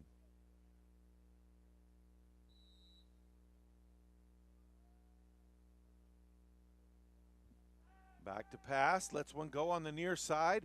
Caught along the sideline. Obedi with the catch. Brought down by Green. Got about 7 on the play. Ball up to the 41. 19.6 seconds left in the half.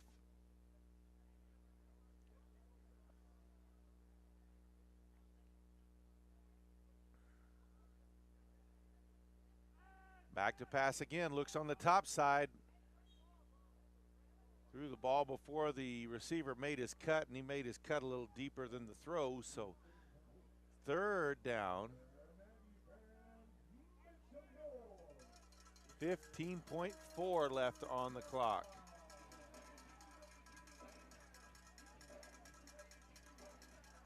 And SAGU, no timeouts left.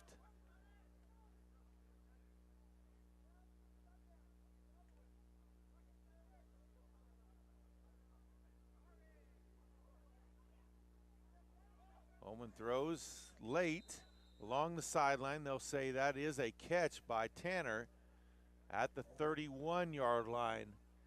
8.5 seconds left in the half. 1st and 10.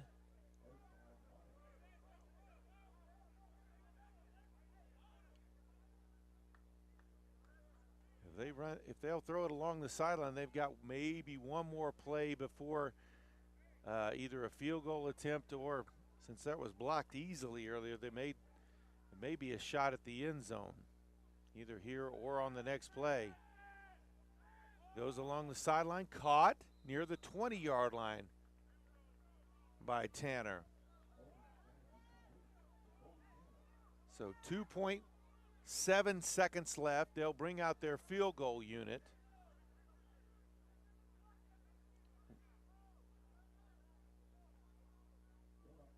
So Osborne will kick from 37 yards out, right into the sun too as well.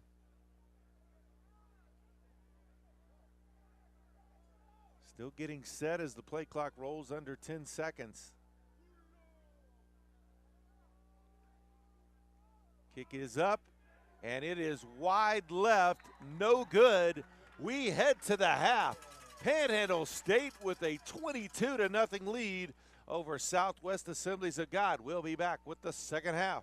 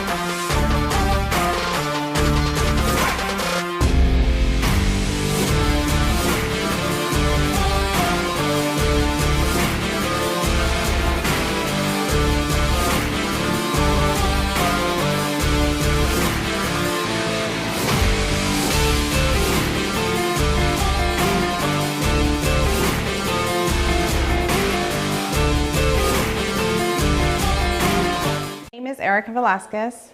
I am from Guyman, Oklahoma. I was raised in Johnson, Kansas, and I attended school there and graduated. I came to Oklahoma Panhandle State University and graduated in 2008 with a bachelor's in business administration, a minor in management, and a minor in music. I met my husband at Oklahoma Panhandle State University, and we later got married in 2003. It'll be 20 years in December since we've been married. We have 2 wonderful children. I have my son that is a senior in the Goodwell High School, and my daughter who is a freshman at the Goodwell High School. I also have my second cousin that I took in about 2 years ago that is also living with us. She's also a freshman in high school at the Goodwell schools. Since Panhandle Insurance Agency started 3 years ago, and when I first took over in March 9th of 2023, it was a leap of faith that I took to be able to own my own business. My husband, Antonio Velasquez, has his own business at this time. As a business owner, it has been a great transition. We've kept all the agents here. They're wonderful. We work as a team. They are very outgoing. It has really helped to help the community. That is something that I am very passionate about, something that where my kids have grown, and really to be part of the community, to be honest, set a foundation for Panhandle Insurance Agency and make sure that all the people that need help, we're here to help them, no matter what they need. Whether they need a notary, they need somebody just to talk to, or they want to change agents because they need a quote. PTCI has been really good at coming in and helping us service all that, especially when it comes to the internet. That's something that we're very appreciative because it's pretty quick. We have clients that come in wanting a quote and they're on their lunch hour, so they're on a time crunch. We're able to get that quote within 20 to 30 minutes. Those go pretty quick when it comes to autos and homes. Some of those may take a little longer just because we do have to do some of our research and have a little bit more questions and takes a little bit longer. But when it comes to the internet service, it's amazing. It's something that we wouldn't be able to live without. It handles our everyday life. Any fun facts about Panhandle Insurance Agency? Well, we now have TikTok, something that the girls have wanted to implement. We try to do those once a month, but sometimes we do a little bit more than we anticipate. So you can always follow us on TikTok or Facebook, Panhandle Insurance Agency. If you guys have any questions, we're always here to help and serve the community, anything that you need. Like I said, we are a team. We hope to continue to be a team and help and serve the community. Thank you.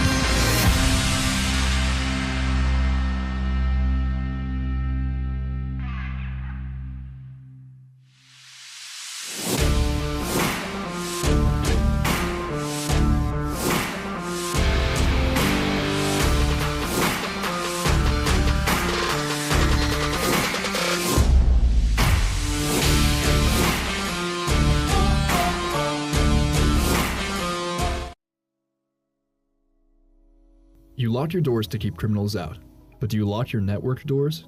It's also important to keep your home network protected. According to experts, cybercrime continues to increase. With Protect IQ added to the PTCI Wi-Fi app, you can lock your home network doors. Don't wait to lock out intruders. Visit ptci.net to request Protect IQ and to download the PTCI Wi-Fi app today.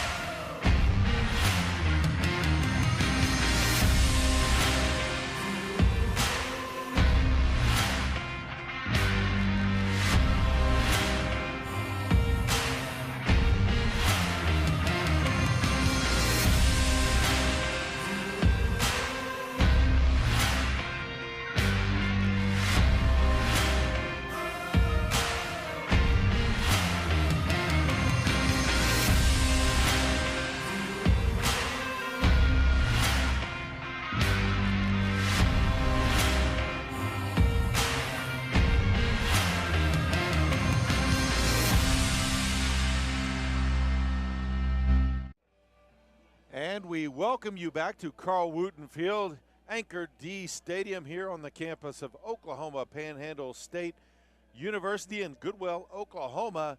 The Aggies up early, 22-0, jumped all over SAGU. Looked like we could have had a rout here today. They scored 22, scored 3 touchdowns on their first 3 drives. The first play of the game, SAGU threw an interception. Aggies went down and scored from 38 yards out, and then followed it up with 2 touchdown drives right after that. Looking at the first half stats, Aggies gained 11 first downs, ran 13 times for 123 yards for a 9.5-yard average, 100 yards receiving.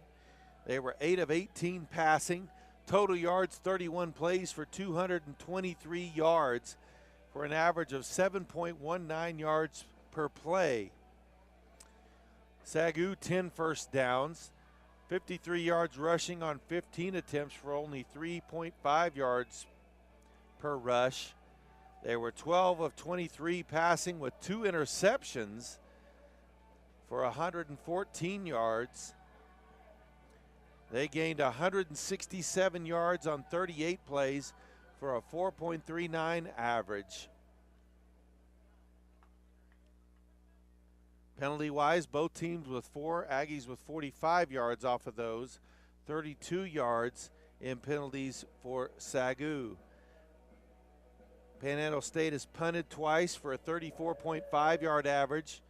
SAGU has punted 3 times for a 30-yard average. Time of possession big in favor of SAGU as they've had it for 21 minutes and 9 seconds, only 8 minutes and 51 for the Aggies. Third down efficiency, Aggies just 1 of 6 on third downs and 1 of 2 on fourth down. SAGU 4 of 9 on third down and 1 and 1 on fourth down. So those parts of the stats a little backwards when you look at the scoreboard. Individually for the Aggies, Stevens 8 of 18 passing for 1 touchdown and 100 yards. Katina Ray with 5 catches for 85 yards and a touchdown, 17-yard average. Coleman with 1 catch and Partita with 1 catch as well. Running the ball, Campbell has carried 8 times for 83 yards and 2 touchdowns, averaging 10.3 yards per carry. And Stevens with 5 carries for 42 yards, averaging 8.2 yards per carry. So Aggies deferred. So they will receive the kickoff here to start the second half. They'll be looking directly into the sun on that one. Looking at on the defensive side, Millsap with 6 total tackles, 1 tackle for loss. Woodbury with 4 tackles. He also had an interception as well.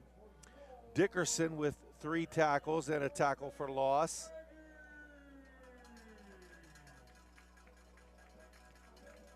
Alvarez with 3 tackles as well.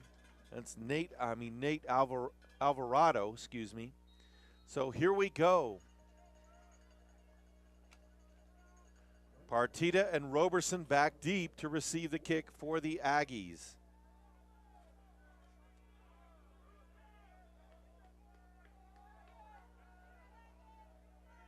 So Osborne set to kick off for the Lions. Low line driving kick. Hits picked up by Roberson just inside the 5. Up to the 20, the 25. He'll slip and go down right there. So 1st and 10 for the Aggies at the 25-yard line.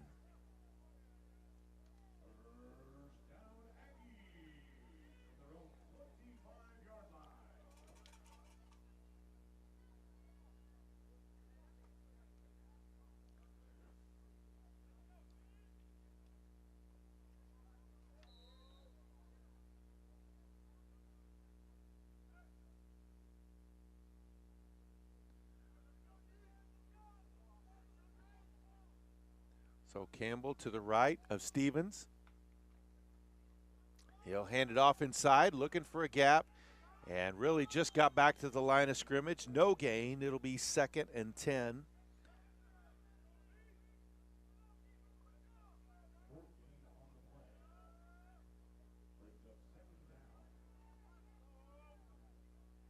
Top offensive players for Southwest Assemblies of God. Gordon was 7 of 11 passing for 74 yards. He was not the starter, but came in and was effective from time to time, but still didn't find the end zone. Odidi had 5 catches for 41 yards. Tanner had 3 for 33. Rose had 11 carries for 34 yards. Stevens keeps it on the read option there and fights his way forward to the 29-yard line, so it'll be 3rd down, 6 yards to go.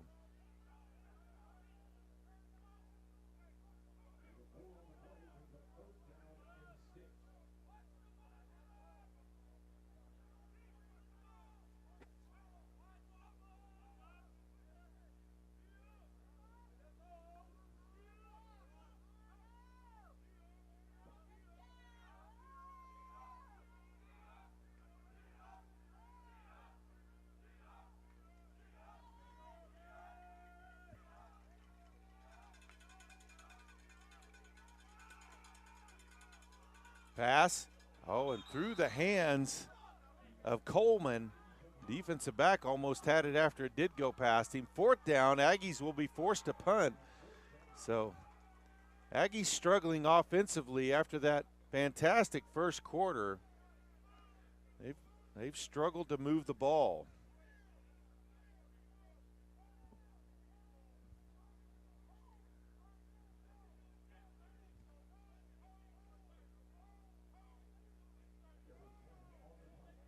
So Hannon set to kick off, or punt.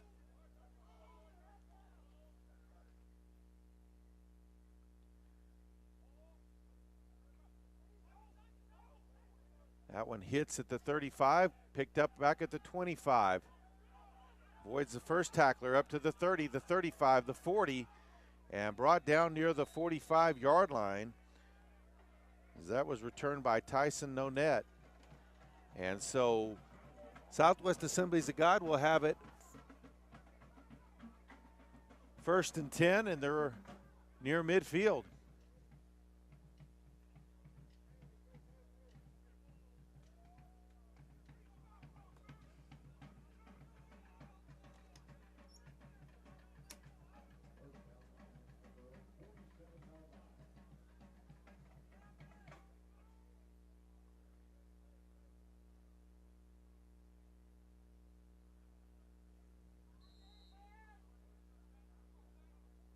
Ball at the 47-yard line.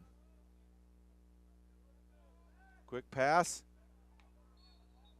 Incomplete. He tried to get it to Long. A couple of Aggie defenders there. I don't think anybody got their hand on it, but that was a bit of a dangerous throw, as it could have been intercepted just as easily as it was caught. So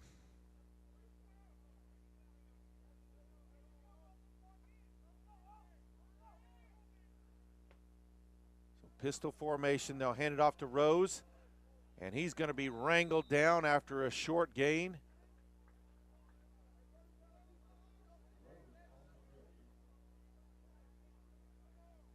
Big man in the middle, Tommy Lawson, number 93, the redshirt freshman out of Dallas, there to make the tackle.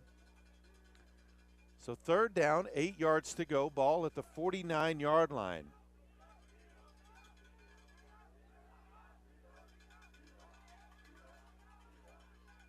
Aggies bringing pressure, fakes the short throw, trying to throw it over the top, and goes incomplete as he tried to get it to Fuller out there. He was well covered. Woodbury and Merrick's both out there. So they'll force the 3 and out and the punt. Partita will line up at his own 10-yard line. And Lewis will be back to punt.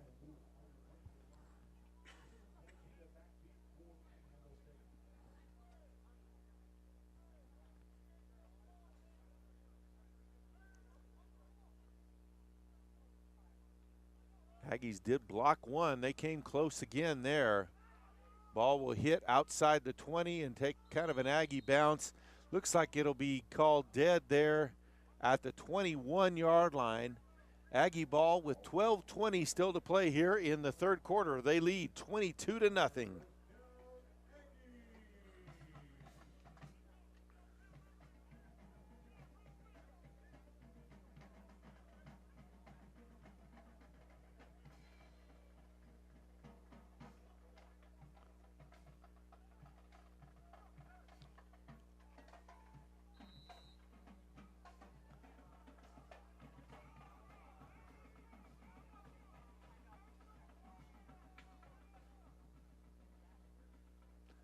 Ray in motion.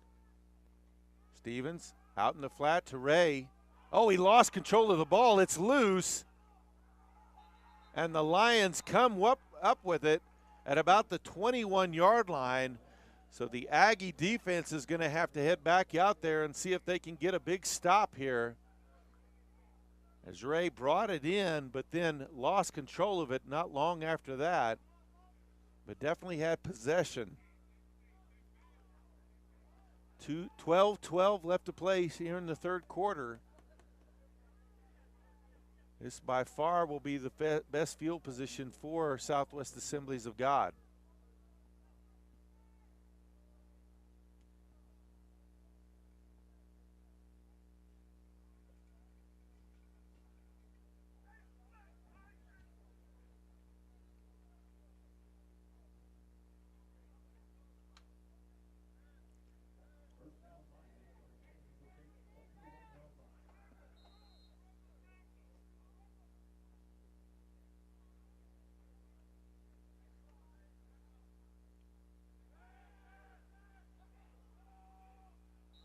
Pass along the sideline is incomplete.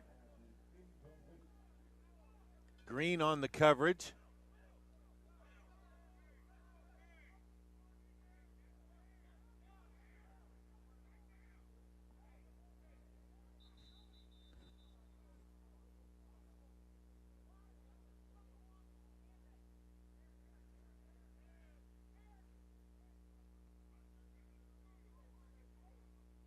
So an injury timeout. Merricks is making his way off the field.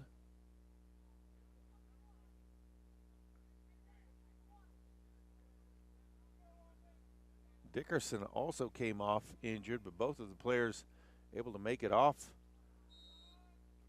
running off the field. So here we go, 2nd and 10.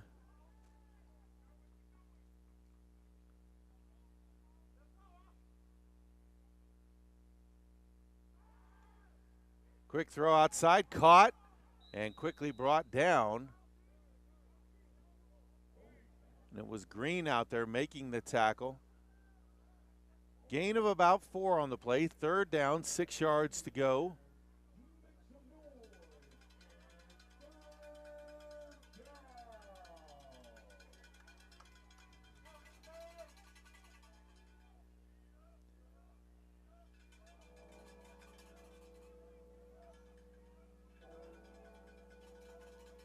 Back to pass, under pressure, lets one go over the middle, off the receiver's hands, incomplete.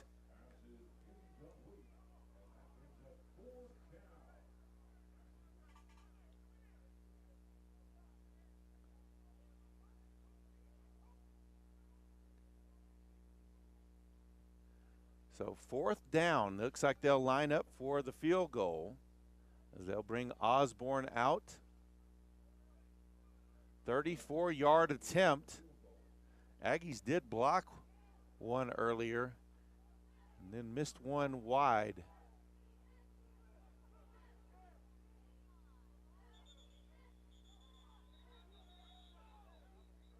And a false start is going to move it back 5.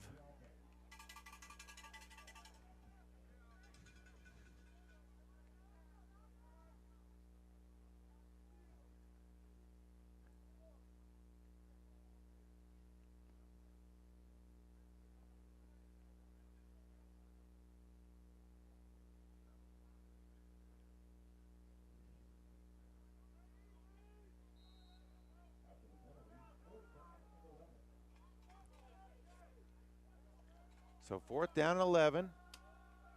Field goal from 5 yards further back. Attempt is up. And it is good. So Southwest Assemblies of God is on the board with 11-14 or 11-19 left to play here in the 3rd quarter. Aggies still with the lead, 22-3.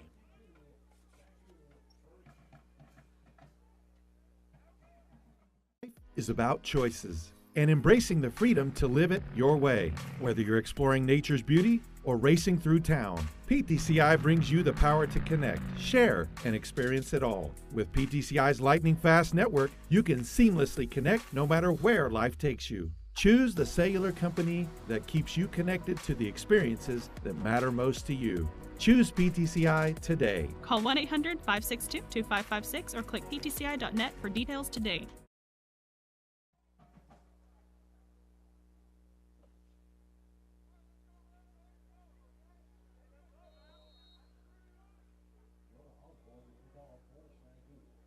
So Osborne puts it on the tee. He'll kick off for the Lions again. Partita and Roberson back deep for the Aggies.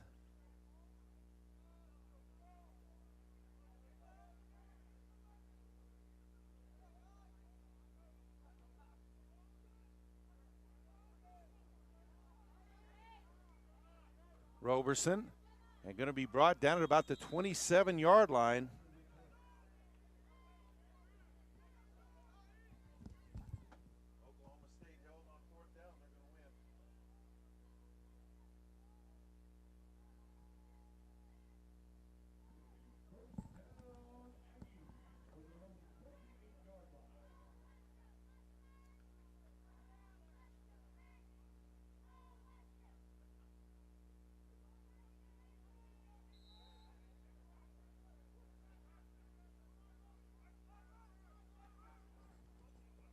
So 1st and 10 for the Aggies. Ball at the 28-yard line. Hand off to Campbell. Up past the 30. They'll give him forward progress to the 31. So 2nd down, 7 yards to go.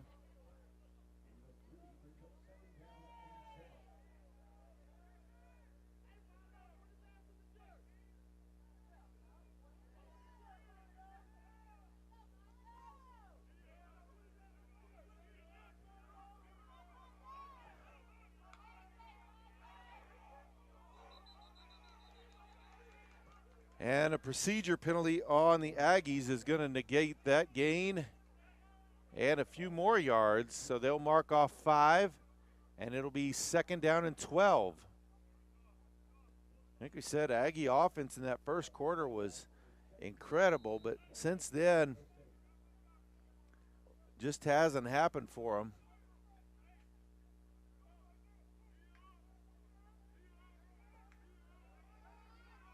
The Aggie defense is held up all day long, even forcing that field goal attempt.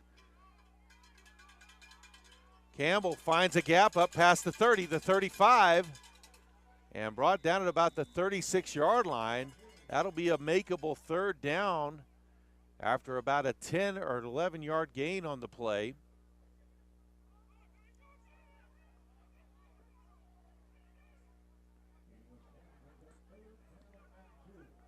So ball at the 38. They need a little over a yard for their 1st down.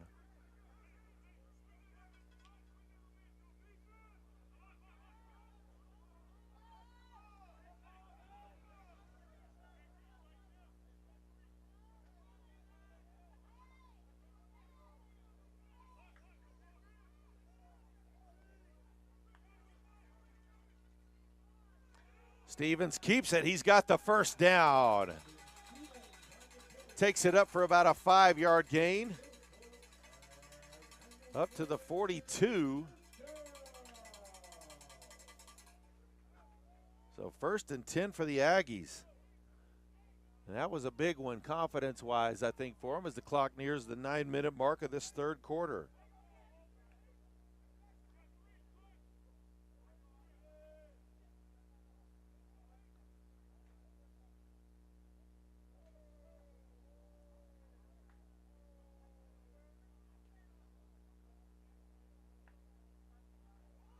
Oh, ball on the ground on the read option. Stevens dropped it. Looks like he recovered his own fumble, though.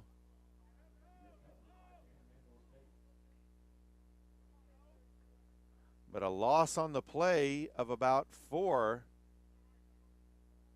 So 2nd down, 14. The Aggies facing being behind the sticks again.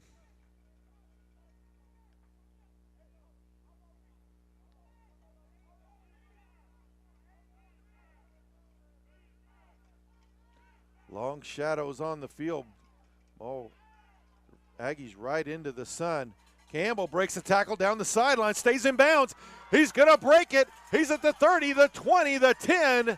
Touchdown, Aggies. There is a flag on the play.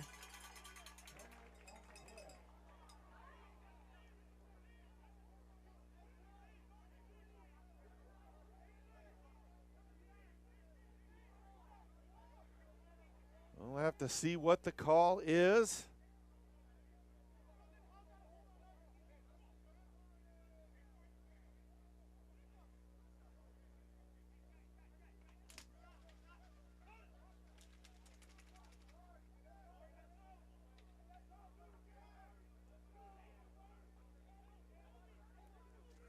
And the call is on the Aggies.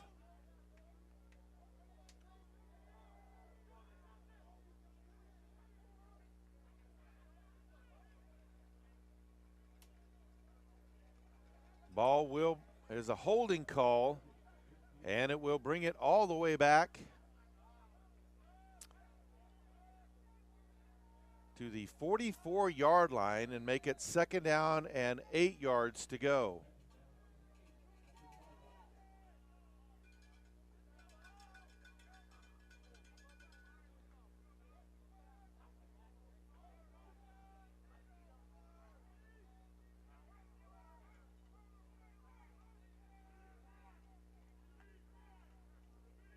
Handoff inside to Campbell, and he's wrapped up immediately.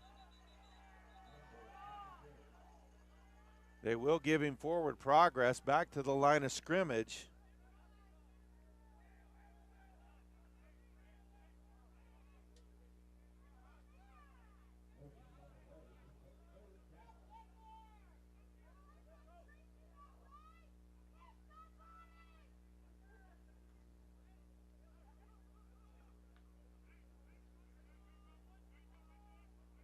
The Aggies will line up trips to the near side of the formation.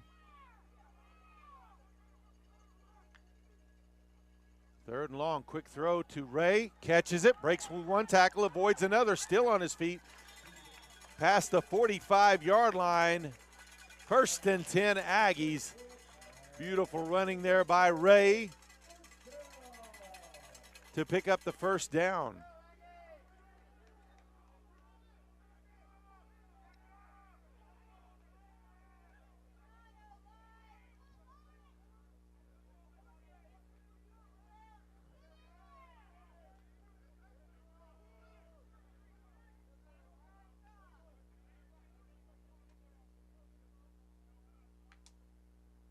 Snap, hand, fakes the handoff, throws it out. Roberson makes an acrobatic catch and able to move forward and pick up a few as that ball, he picked it up just off the edge of the grass there. And picks up 3 to the 41.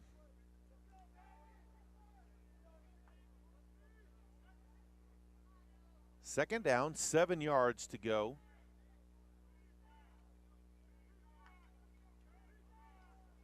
Handoff to Maggie, and he's going to be wrapped up and dropped right away.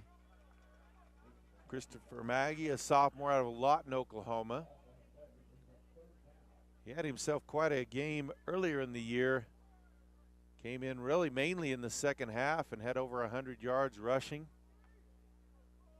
It was a big spark for the Aggies. So 3rd down, 8 yards to go. Quick pass outside to Ray. Avoids the first tackler, but can't avoid several others as he's driven back. They'll say he gained a yard on the play, back up to the 41, but Aggies are going to have to punt once again.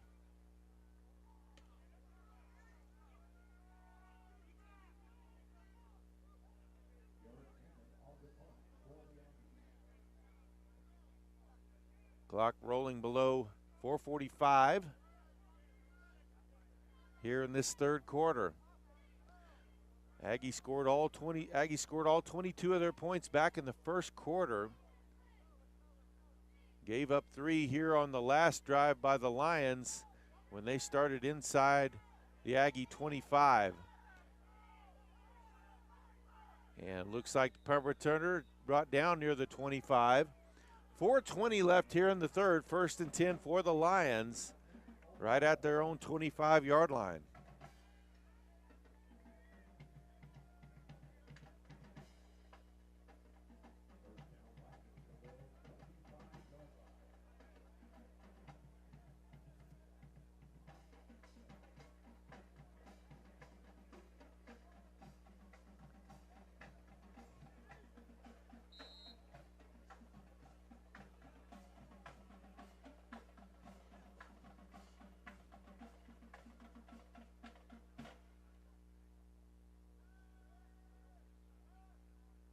Intercepted.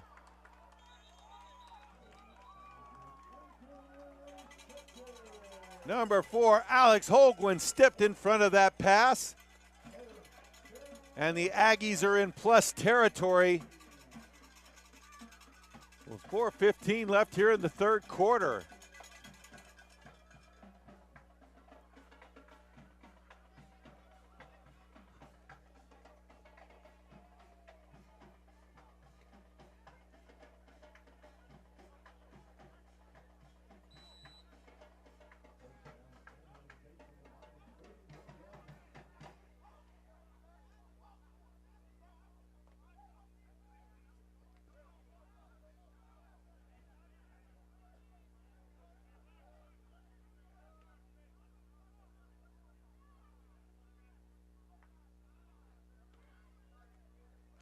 Pass out in the flat is knocked down. Trying to get the ball out there to Roberson.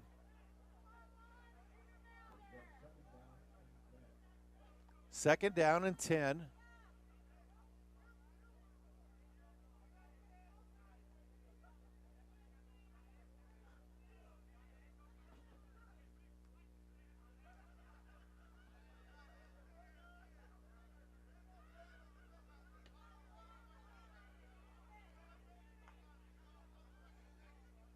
Stevens on the keeper, and he's going to be wrapped up and thrown to the ground after maybe a yard gain.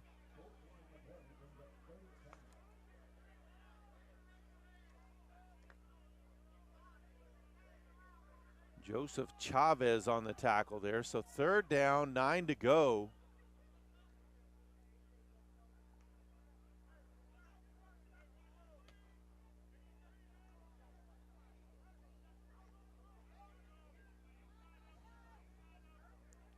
Aggie offense just has not been able to recapture what they had in the first quarter.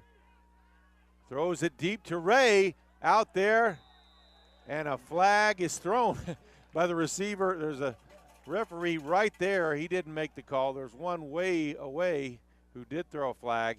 This may be waved off. We'll see.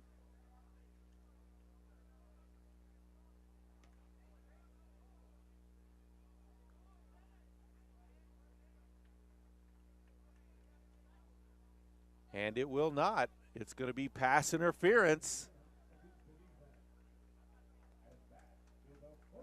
So Aggie first down inside the 15-yard line.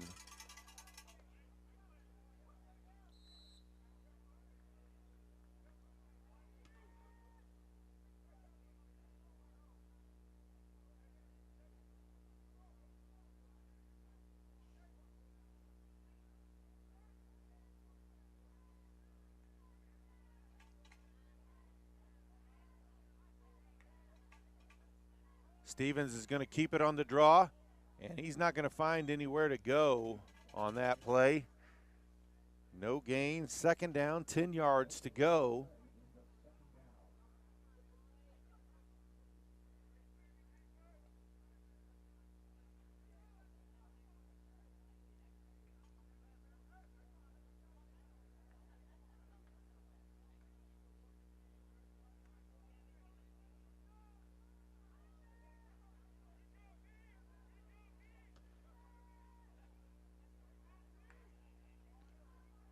Handoff.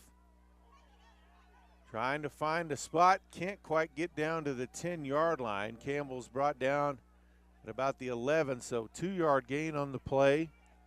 Third down. Third down and 8.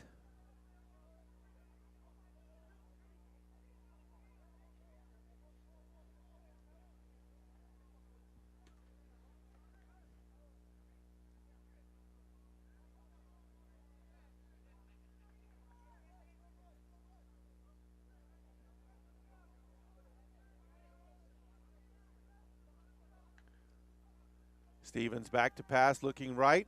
Now he'll move back to the left. He's got room to run. He's at the 5 and into the end zone for the touchdown. Brandon Stevens from 13 yards out, and the Aggies are back on the board again.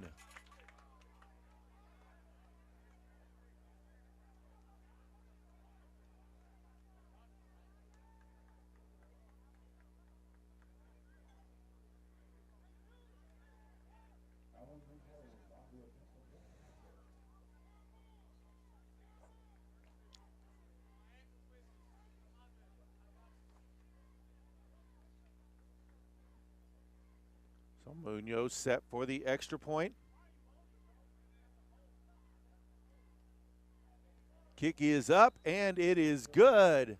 1:55 left to play here in the third quarter. It is now Oklahoma Panhandle State 29, Southwest Assemblies of God 3. You lock your doors to keep criminals out, but do you lock your network doors? It's also important to keep your home network protected.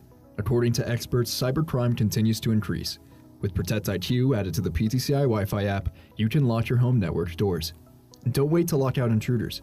Visit ptci.net to request Protect IQ and to download the PTCI Wi-Fi app today.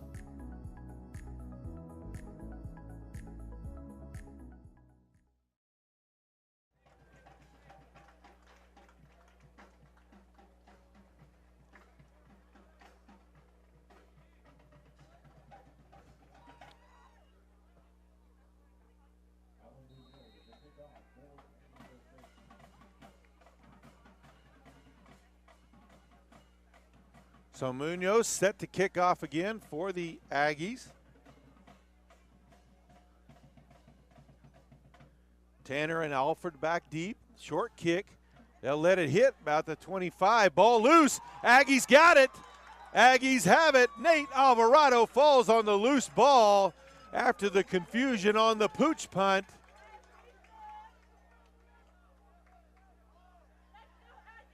So Aggies get it right back in plus territory near the 25-yard line.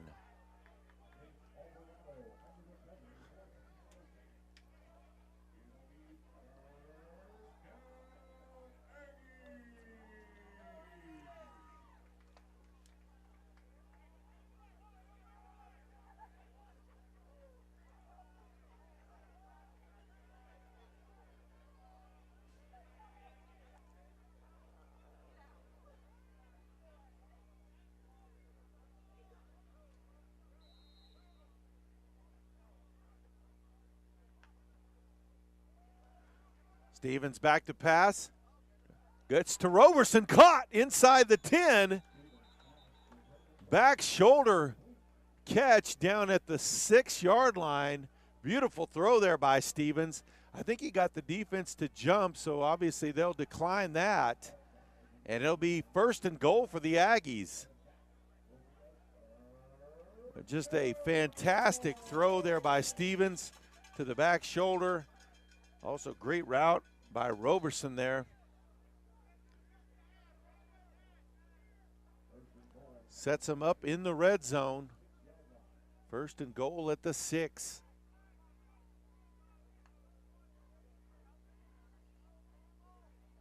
Campbell with it and still on his feet inside the 5 to about the 3, maybe the 2.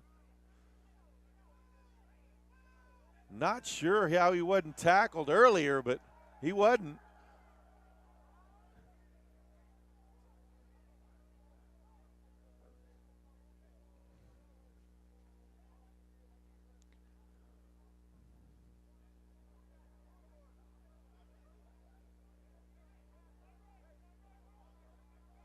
They'll bring Rodriguez, a linebacker, number 42, in for an extra blocker.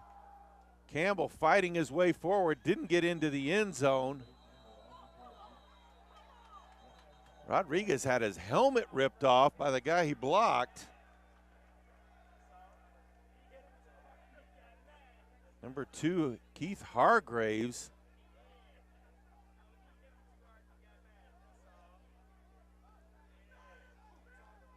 Really all Rodriguez did was block him there, so they'll bring in the heavy package now. Extra linemen, extra tight ends.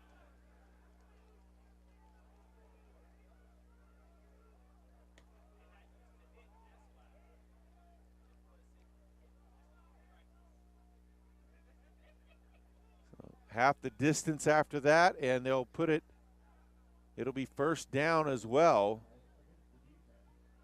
So ball either at the 1 or inside the 1.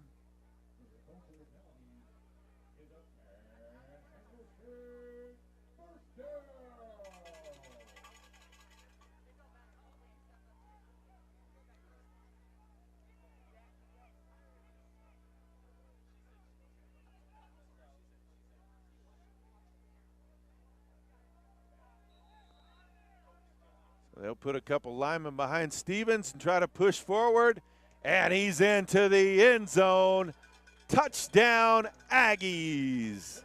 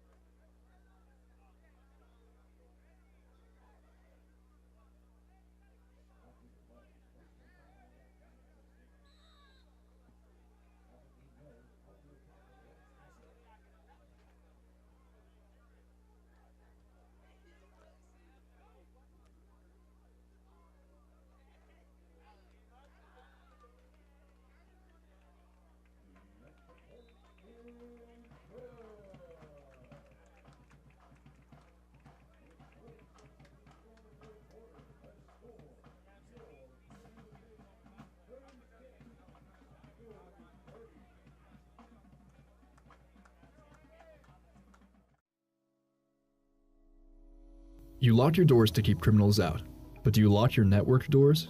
It's also important to keep your home network protected. According to experts, cybercrime continues to increase. With Protect IQ added to the PTCI Wi-Fi app, you can lock your home network doors. Don't wait to lock out intruders. Visit ptci.net to request Protect IQ and to download the PTCI Wi-Fi app today.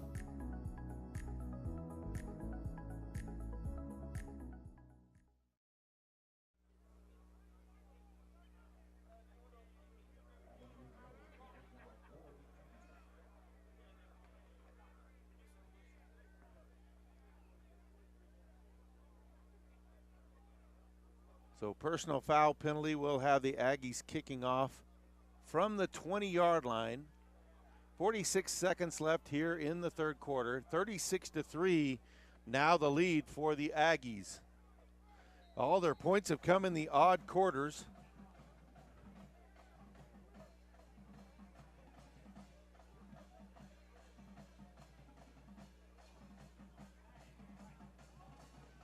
There's a kick caught at about the 30-yard line and bobbled.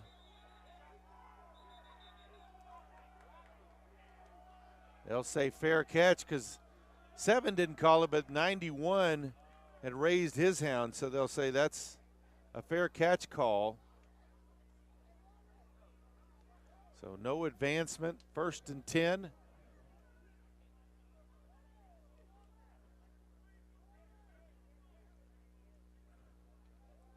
Ball at the 32-yard line.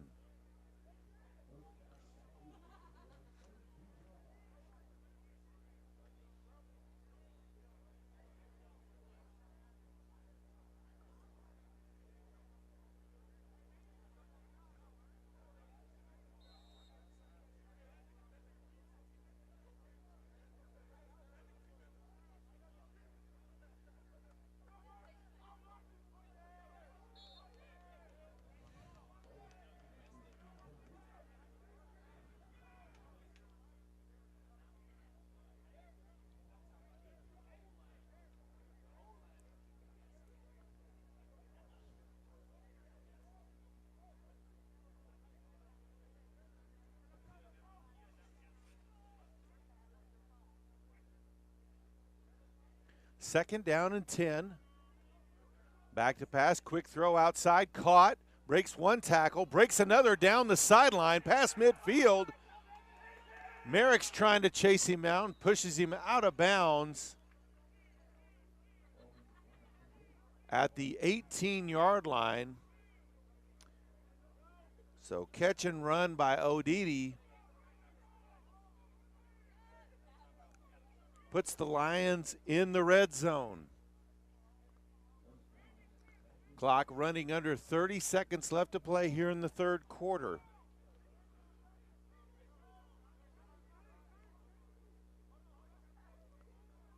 Handoff to Rose up the middle inside the 10 to the 5, still on his feet. and wrangled down right at the 5-yard line. That'll be enough for a first down.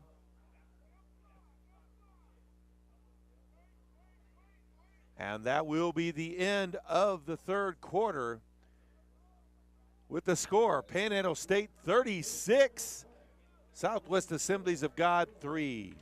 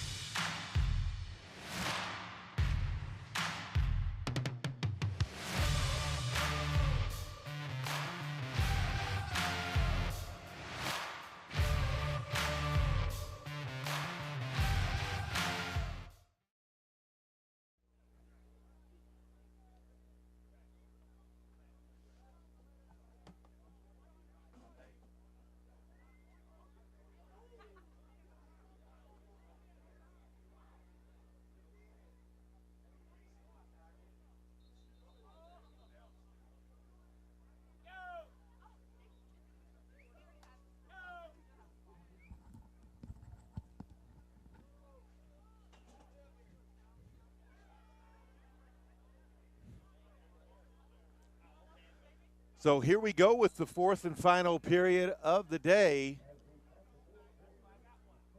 First and goal. Ball on the 5-yard line for the Lions.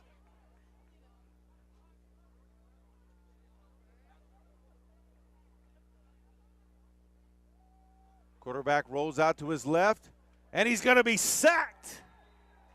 Tommy Lawson with the sack.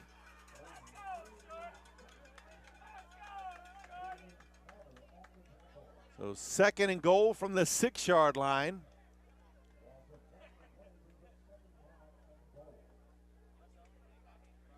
Do remember, we will talk to head coach Corey Miller out on the field after the game as well. So even when this one's over, stick around. He usually brings one of his players along as well too.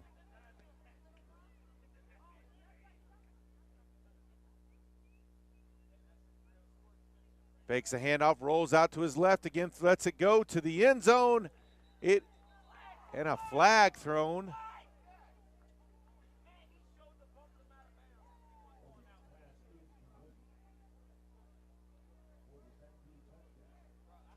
So touchdown after the play, personal foul on Panhandle State.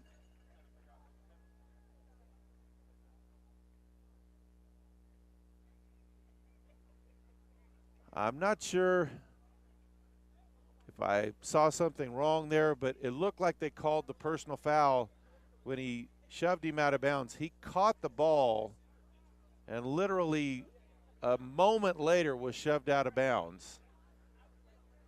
And if that's the personal foul, I don't know what you say about that, but maybe it was something else that we didn't see.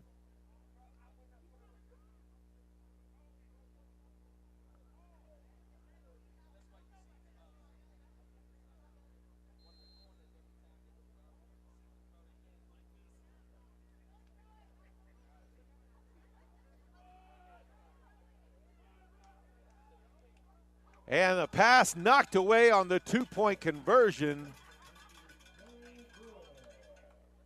Lauren Sneed stepped in front of that pass. 14-14 left to play. Panhandle State 36, Southwest Assemblies of God 9.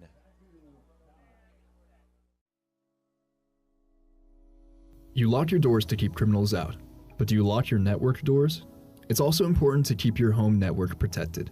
According to experts, cybercrime continues to increase.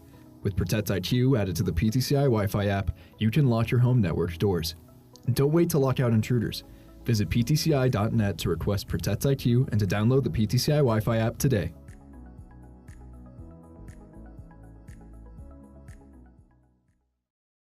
Midfield, and I would imagine trailing 36-9, probably try to onside kick this.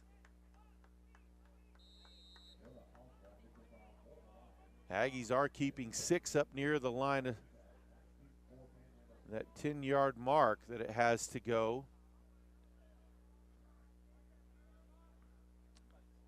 They do have the normal punter, Lewis, out there for this. So, yeah, I imagine this is going to be an onside kick. Nope, they'll kick it deep into the end zone, so no harm for the Aggies. Ball at the 25-yard line. They'll have it 1st and 10.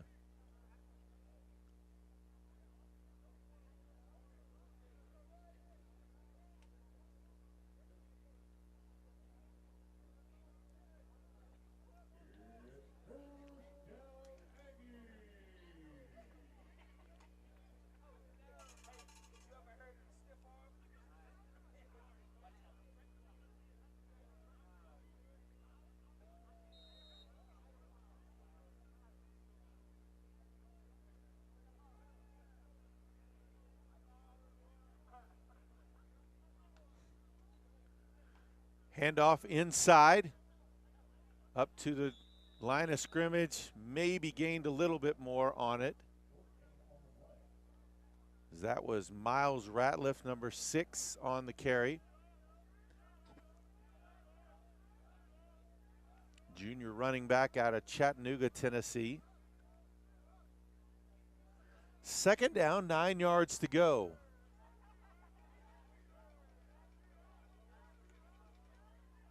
They got one to jump. He should throw it deep here, trying to get it outside, and is going to get a pass interference penalty as he tried to get the ball to Acosta. And he was accosted by number 20, Jay Mosley, on that one. So the Aggies will take their pick of those two, and I'm sure they'll take the pass interference penalty because that'll be 15 and a 1st down.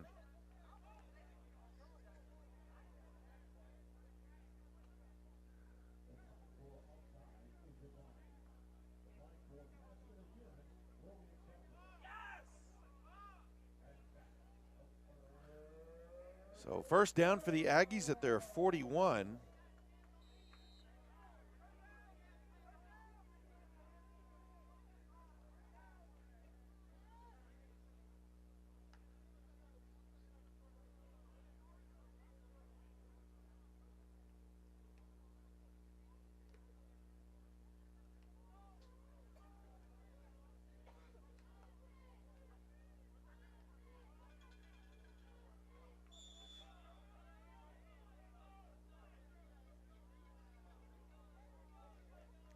Handoff inside to Ratliff, and he's wrapped up immediately. Yard loss on the play. 2nd down and 11 to go.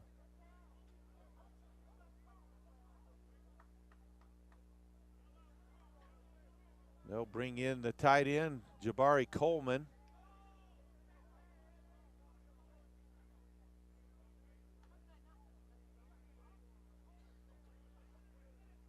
Clock rolls under, 13 minutes left to play. Play clock under 5 now. Snap it with 2, hand off to Ratliff. Finds a little bit of a gap up to the 45. So 5-yard gain on the play will make it 3rd down, 6 yards to go.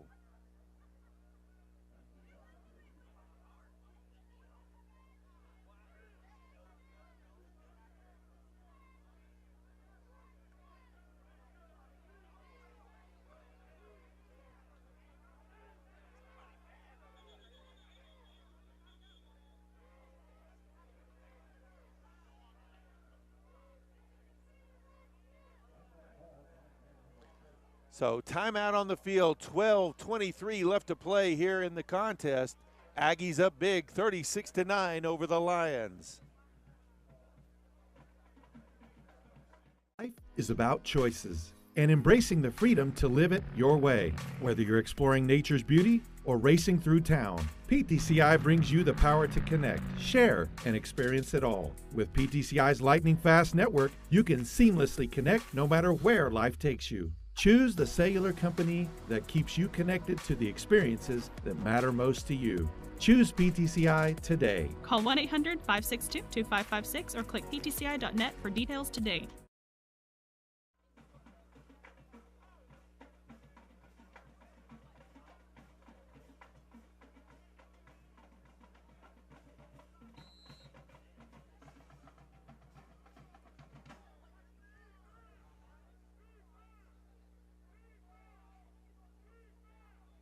So big third down here for the Aggies.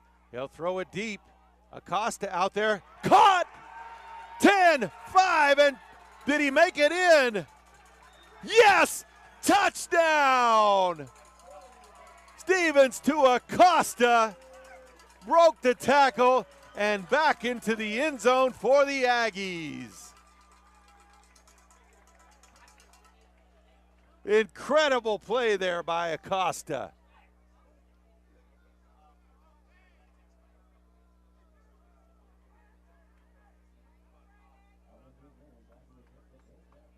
So Munoz will line up for the extra point.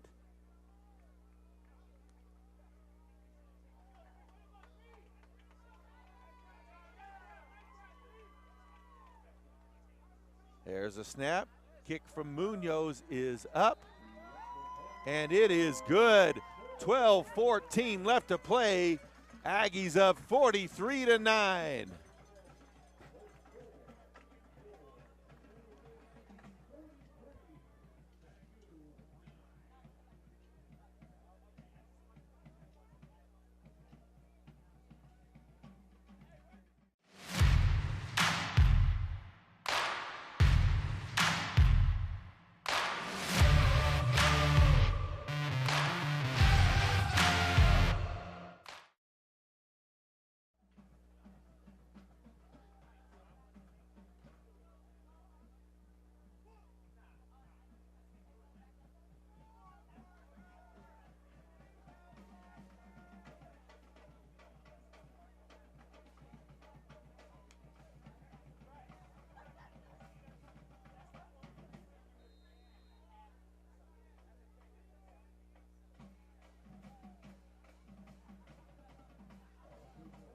So Munoz set to kick off again. Alford and Tanner back deep once again.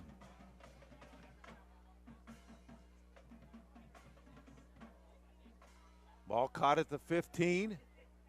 25-30, got it some room up past the 40 and brought down near midfield in Aggie territory at about the 40, 49 or 48 yard line. A little extracurricular activity there as several flags have gone.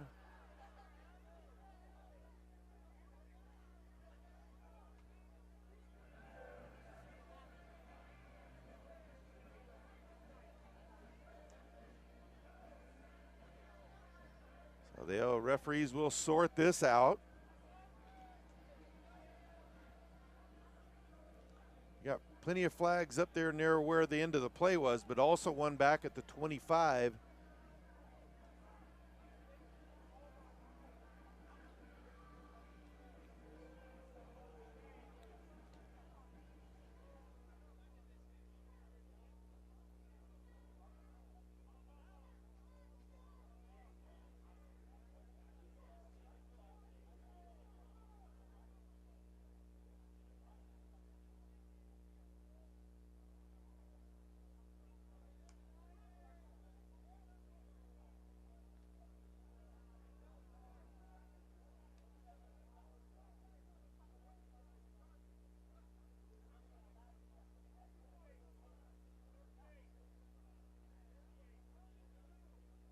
So block in the back and an unsportsmanlike penalty on each team.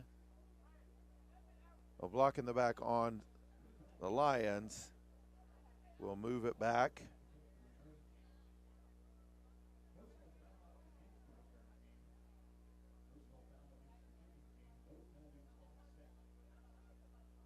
So it will be 1st and 10 from the 15-yard line instead of up near midfield.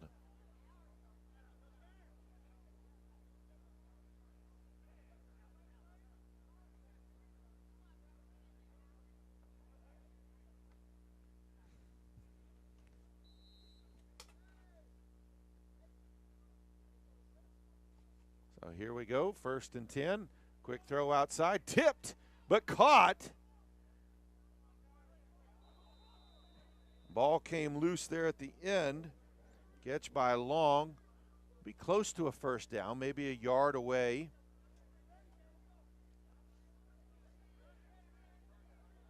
And they'll say 1st and 10, so 10-yard gain on the play. Ball up to the 25. 11.5 still left in the contest. Handoff inside. Fights his way forward to the 30-yard line. Dickerson there to make the tackle. 2nd down, 5 yards to go.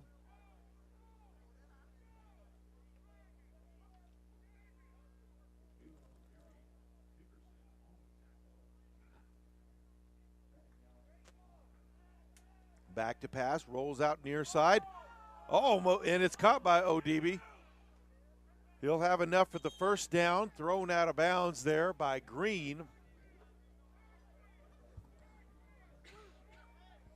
Didn't catch the number. One of the Aggie defensive backs went for the pick and almost had it there. Thought he at least tipped it, but ODB made the catch. 1st and 10 at the 41-yard line.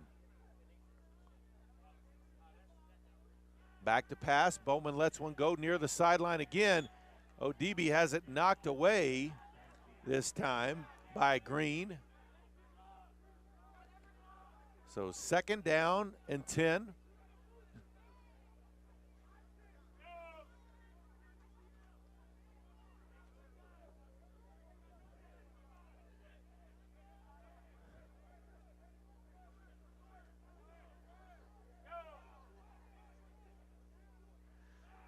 Bowman lets one go. That one's tipped up in the air. Incomplete. Holmes in there to tip that one away.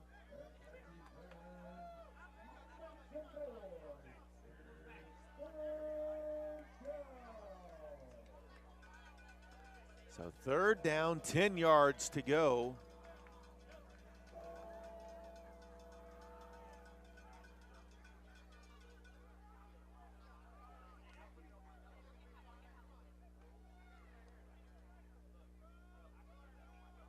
Aggies bring a bunch. They let one go fast. Intercepted!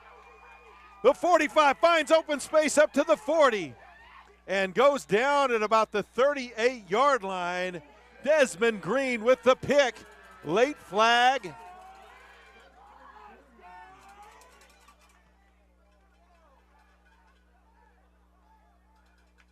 We'll see what the late flag is.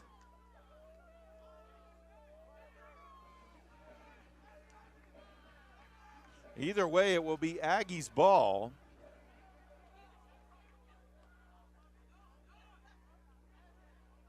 And it's a personal foul on SAGU, so Aggie's ball in plus territory. They'll get even better field possession to start this drive, as they'll be all the way down to the 22-yard line of the Lions.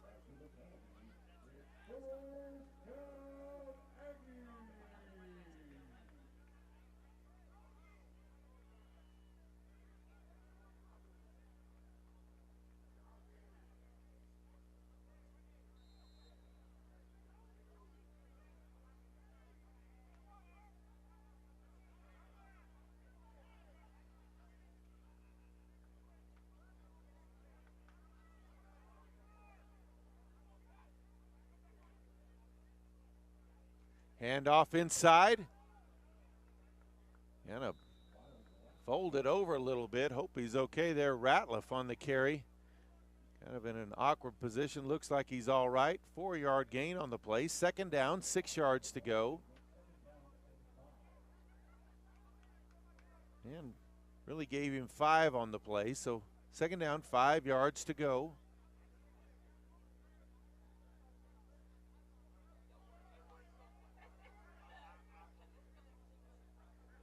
have Tack Brewer in there at quarterback, number 12. He's also the long snapper, sophomore quarterback out of Ordway, Colorado. Clock under 9.5 minutes left. They'll hand it off inside. Ratliff fights his way forward. Near the first down. Looks like he'll have enough.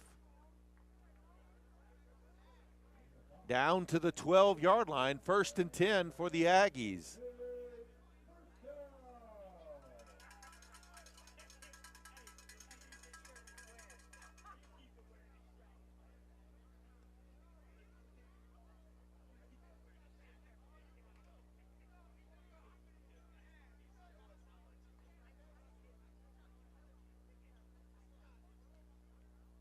Look to the sideline. Play clock now under 10.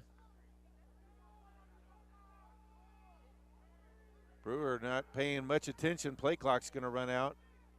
And did. So that's going to be a 5-yard delay game penalty. You've got to pay a little better attention to that. A little more urgency when there is a switch on the play to look up there at that clock. 8:35 left to play here in the contest.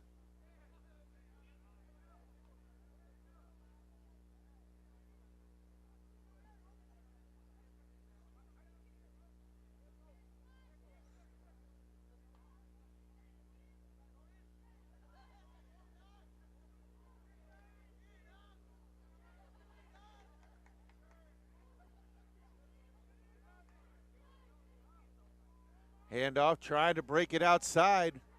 Finds a gap inside the 10. Late flag on the field as well. As Ratliff made his way down to about the 8-yard line.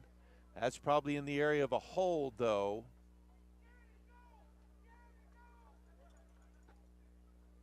And it is holding.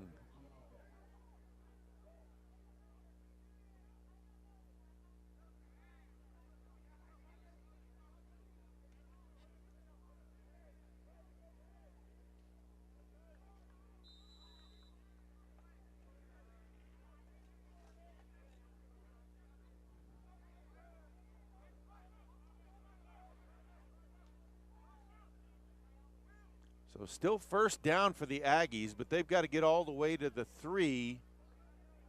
And the ball is on the 26-yard line. Handoff inside. Ratliff makes his way up to about the 21,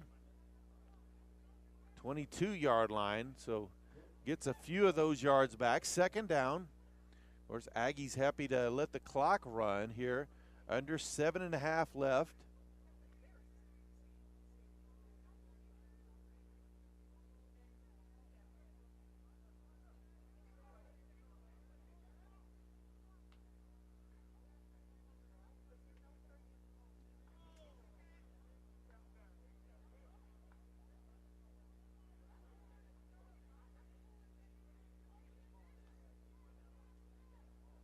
Quarterback keeper on the read option up to the 15, tripped by the only man who was going to have a chance to stop him there.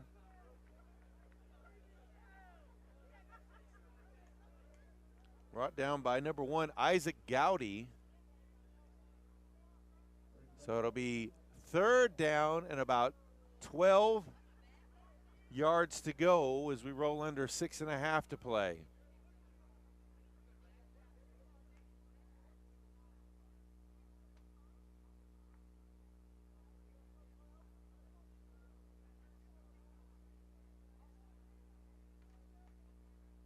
Brewer hands it off.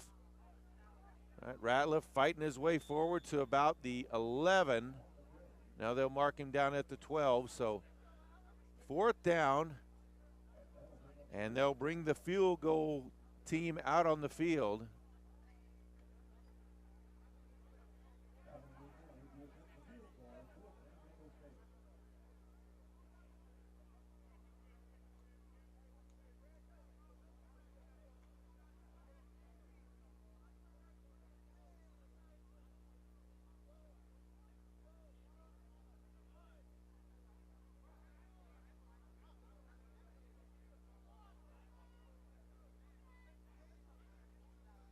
Kick is up, and it's Good. Munoz puts it through the uprights. 5:22 left to play here in the contest. Aggies now lead 46-9 over the Lions.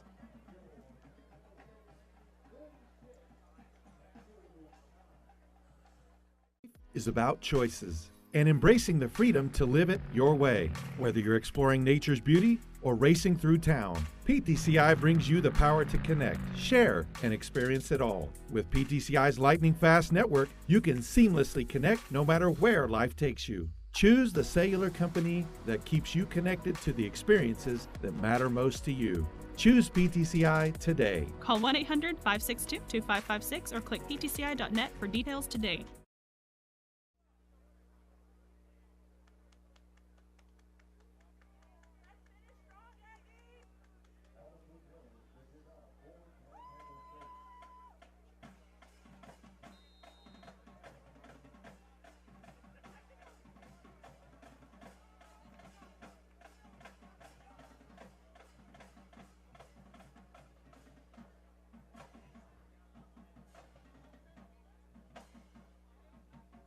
There's the kick, going to be caught at about the 20-yard line.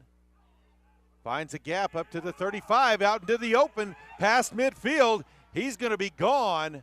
30, 15, 10, 5, touchdown. Dylan Alford returns the kick for a touchdown. No laundry on the field this time, as they did return the opening kick for a touchdown, but holding brought it back. And, of course, the last drive, block in the back brought it back after they had returned it into Aggie territory.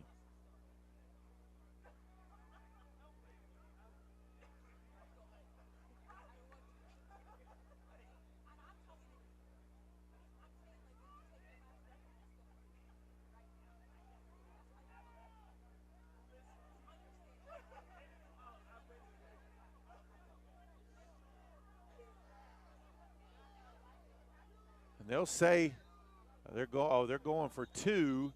Aggies will call a timeout. They weren't prepared for the play. 5:09 left here in the contest. Timeout on the field.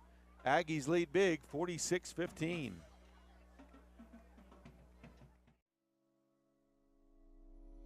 You lock your doors to keep criminals out, but do you lock your network doors? It's also important to keep your home network protected. According to experts, cybercrime continues to increase. With Protect IQ added to the PTCI Wi-Fi app, you can lock your home network doors. Don't wait to lock out intruders. Visit ptci.net to request Protect IQ and to download the PTCI Wi-Fi app today.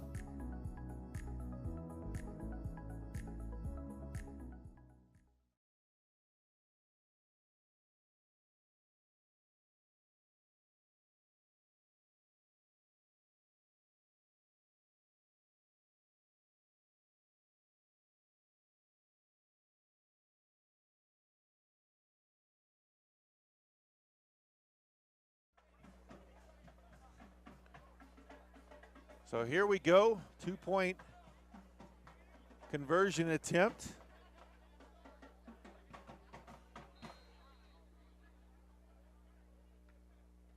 Bowman under center. L option to left, throws over the middle, caught. 2-point conversion is good, as it is caught by Colby Tanner. 5:09 left in the contest. 46-17, now the score.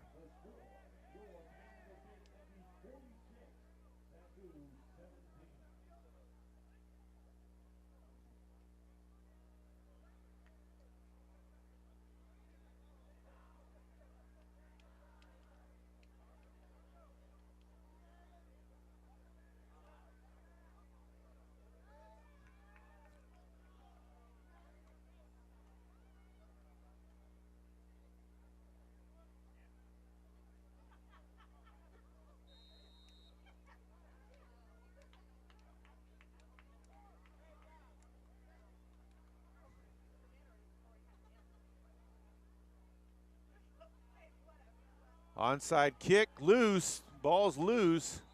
Looks like the Lions may have it. We'll make sure here.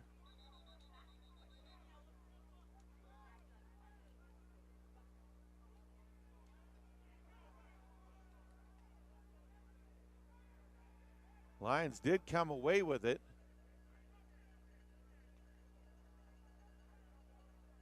Referee's discussing something here. Ball may have not been set for play. Oh, and it's illegal procedure on the Lions. So the Aggies will obviously take that penalty.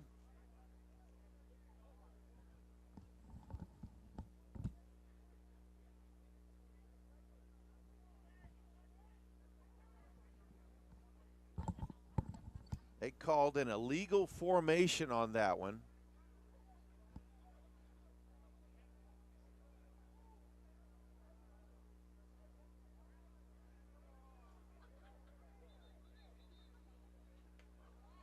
So they'll be forced to kick it off again from 5 yards further back.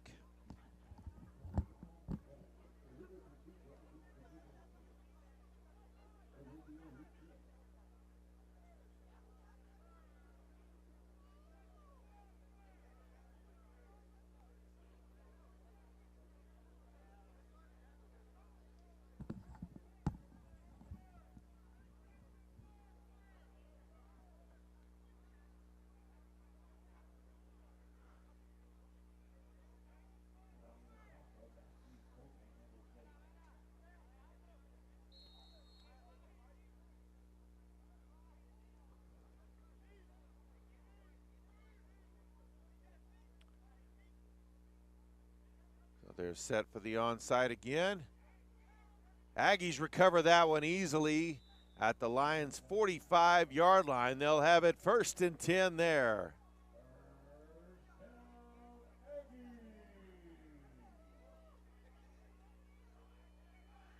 I believe that was recovered by Woodbury, but not absolutely sure.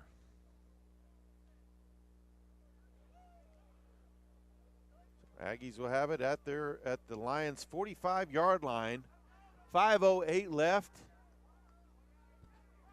And I'm sure they'd love to run off this last 5:08.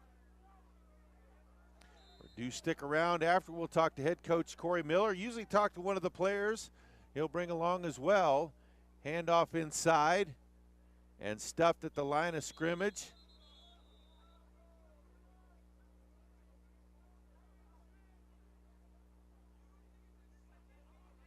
That was Maggie on the carry.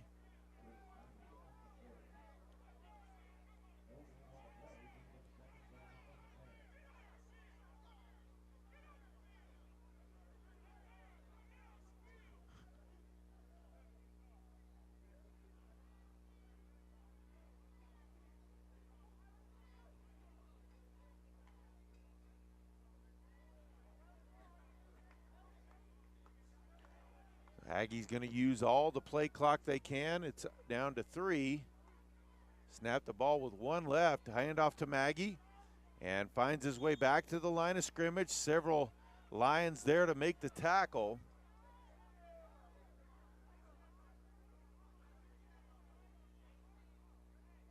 The clock rolls under 4 minutes left to play.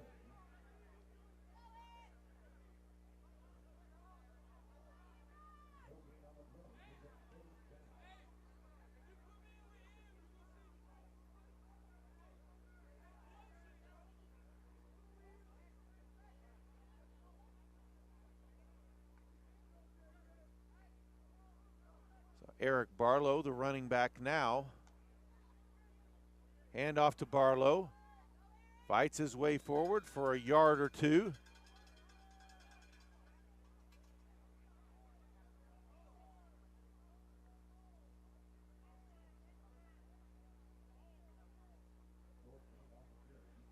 So 4th down, 9 yards to go. Aggies bring on their punt team. Once again, it'll be Garrett Hannon as the clock rolls under 3 minutes left in the contest.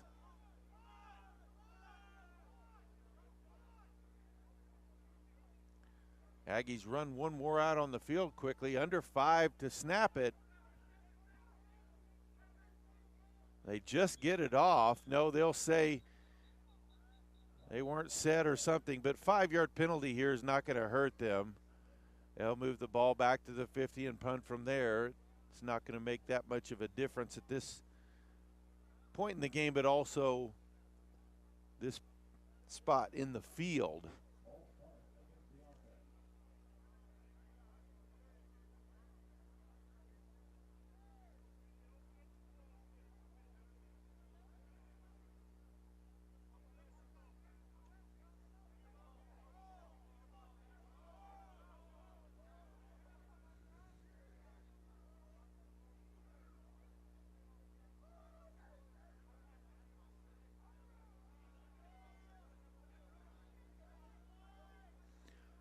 So at the 49-yard line now, 4th and 14, Aggies will punt.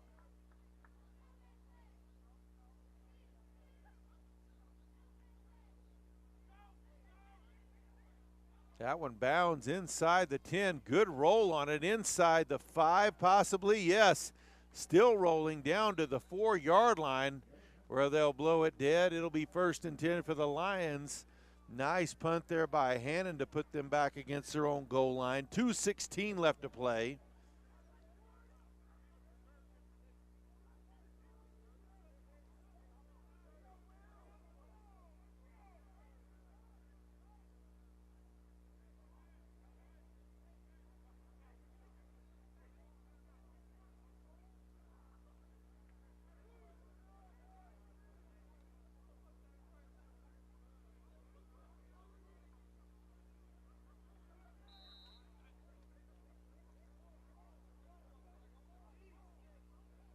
Snap, turn, handoff to the tailback. Oh, he finds a gap.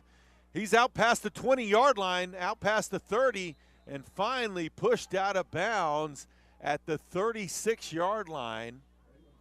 Clock will stop momentarily, 2:08 to play. 1st and 10.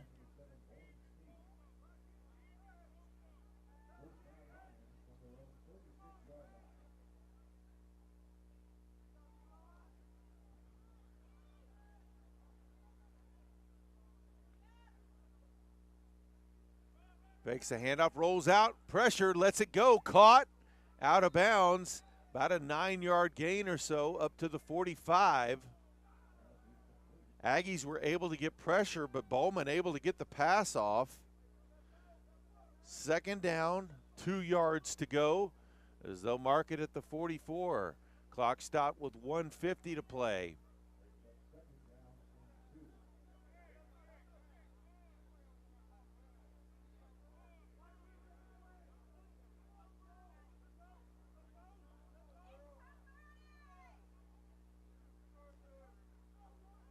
Handoff down the sideline into Aggie territory past the 45-yard line. They'll mark him down right at the 45. 1st and 10 for the Lions. Clock stops momentarily with 1:42 to play.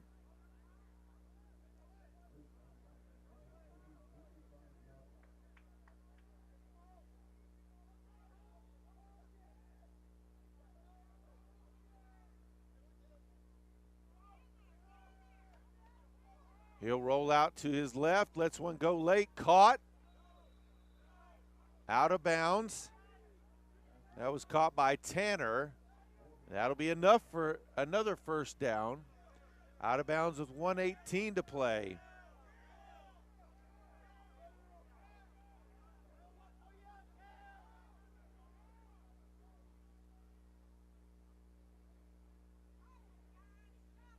Aggies paying a lot of backup defenders now. Oh, open up at the 20-yard line. Cuts inside to the 15. Brought down near the 5.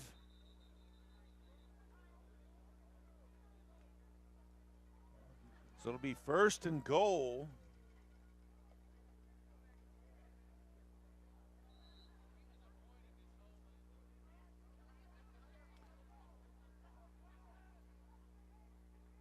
Clock rolls under 1 minute to play.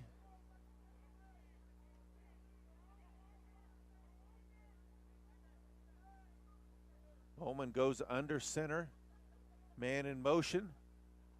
Quick throw to the fade to the corner. No good, but looks like that's going to be a pass interference penalty.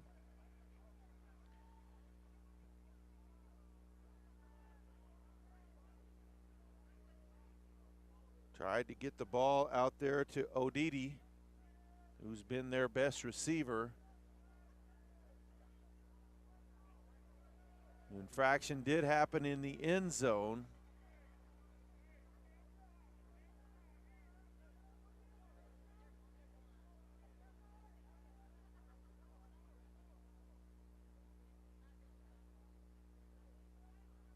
So ball at the 2-yard line, 1st and goal.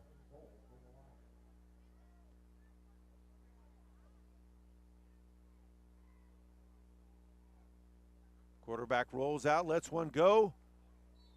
Incomplete.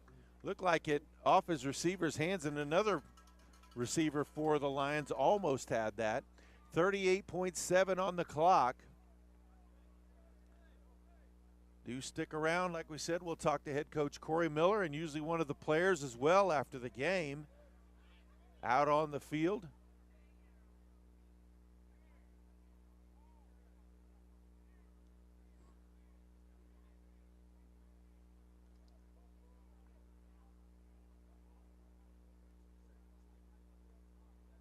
Lets it one go towards the end zone. It's caught for the touchdown.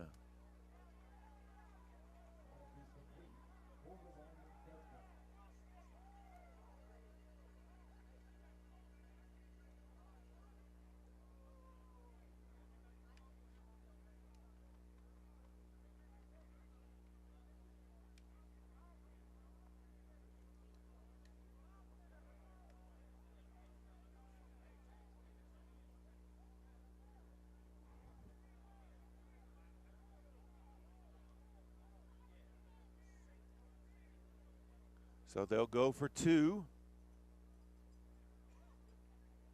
Bowman, quick pass outside, tipped away, no good on the 2-point conversion.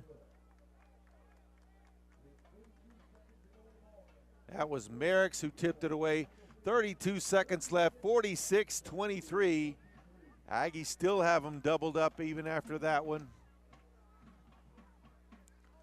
Just recover an onside kick here, and we're pretty much done. Although Southwestern Assemblies of God does have 3 timeouts, they may choose to use them. We'll see.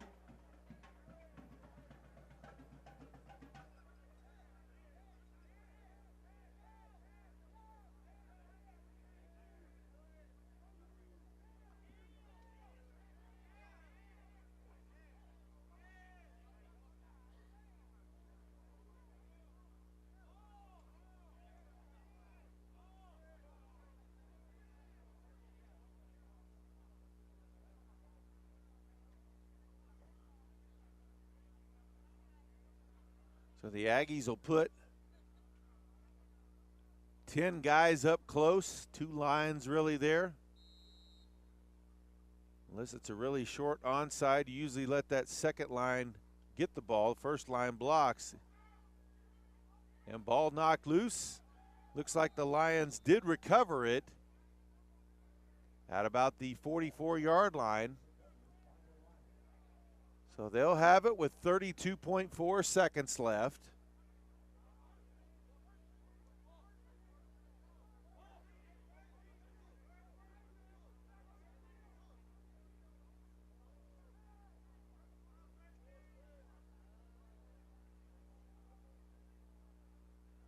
Looks like the Aggies have had enough of that. They're going to put their first team defense back out there and finish this one off.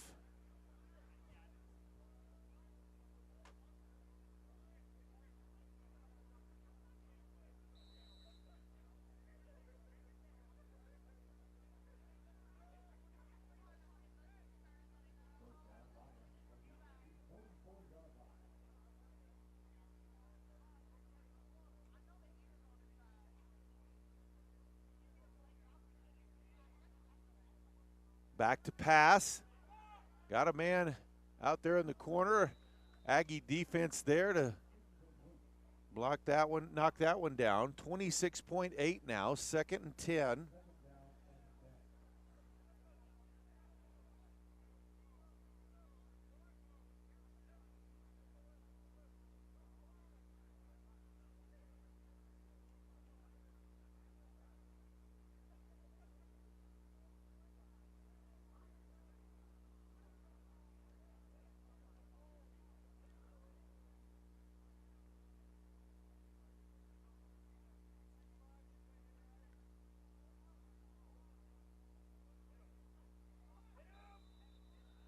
Quarterback scrambles out of bounds after a couple of yard gain.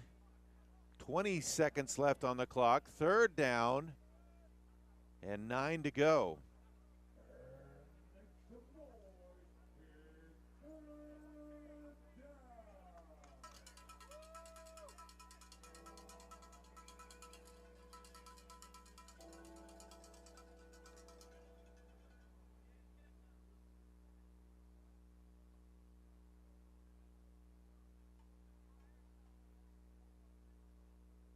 Turn, handoff to Rose.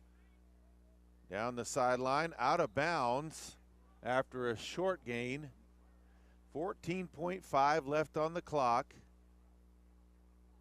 It'll be 4th down and about 2 yards to go at the 36-yard line.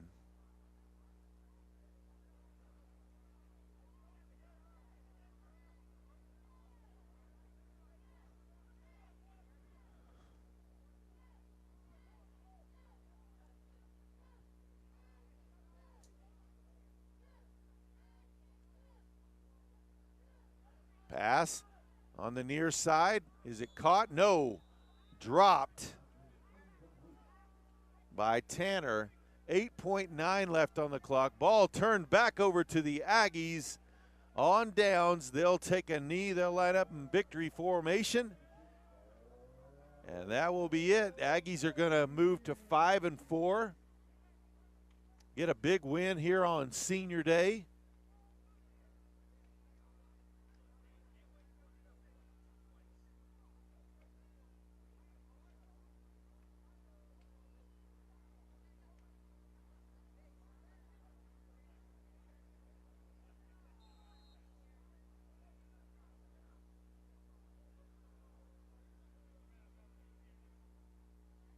Aggie offense now out on the field.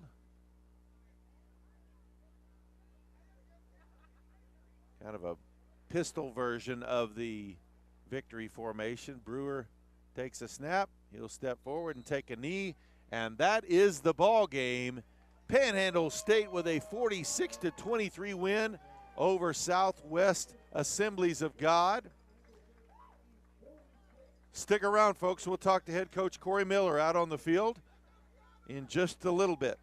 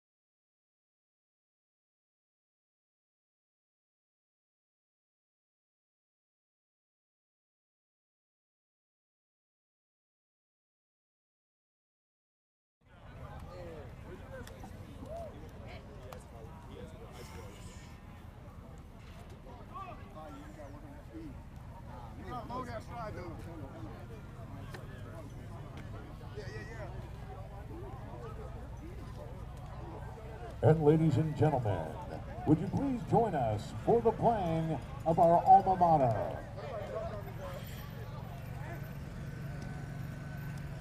All right, so once again, Aggies with the big victory, 46-23 over Southwest Assemblies of God.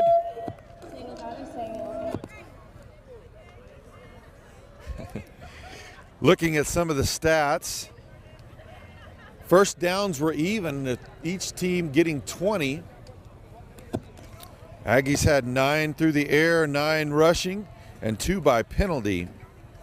Third down efficiency, Aggies were 6 of 15.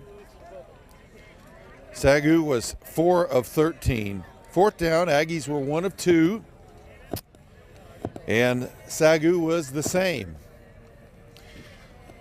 Aggies total yards, 380 yards on 63 plays for an average of 6 yards per play.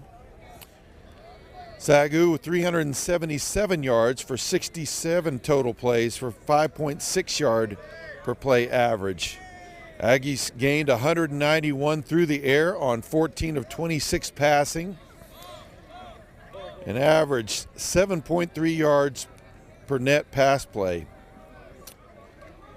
SAGU, 238 yards passing on 20 of 42 passing for a net of just 5.7 yards per pass play. Each team collected 1 sack. The Aggies were big, 3 interceptions on the night, which were huge. Gave them great field position several times and led to two touchdowns as well. Net rushing yards for the Aggies, 189 on 37 attempts, averaged 5.1 yards per carry, compared to 139 yards rushing on 25 attempts for a 5.6 yard average.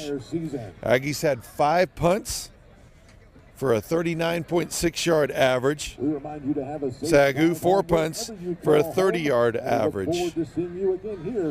SAGU with a big advantage in return yards of 147. Of course, they returned that touchdown, or returned the kick for a touchdown there late in the game as well. Aggies just 63 yards on returns.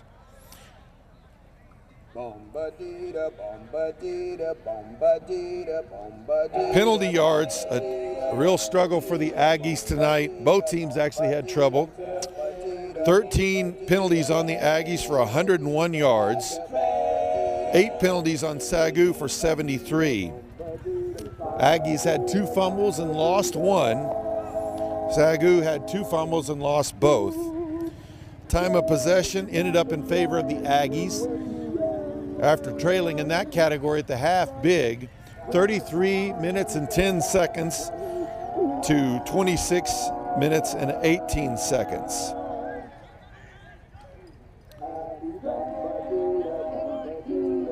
As we look at some of the individual stats, we'll look at Panhandle State first. So Brandon Stevens was 14 of 26 for 191 yards and 2 touchdowns. No interceptions in the game. Running the ball, CJ Campbell 13 times for 98 yards and 2 touchdowns. 7.5 yard per carry average. Brandon Stevens from his quarterback position carried 12 times for 60 yards and 2 touchdowns as well. Miles Ratliff, 7 carries for 23 yards for a 3.3 yard per carry average. Tack Brewer, 1 carry for 8 yards. He had a chance to score on that one. 1 guy to beat and couldn't quite get past him. Eric Barlow, 1 carry for 1 yard, and Christopher Maggie, 3 carries for -1 yard. Receiving, Catino Ray led the way with 8 catches for 98 yards for 1 TD, averaged 12.3 yards per reception, had a long of 51. Ryan Acosta, 1 reception for 55 yards and a touchdown. Draylon Roberson had 2 catches for 23 yards and an 11.5 yard average. Jabari Coleman, 1 catch for 11 yards. Jalen Partita, 2 catches for 4 yards.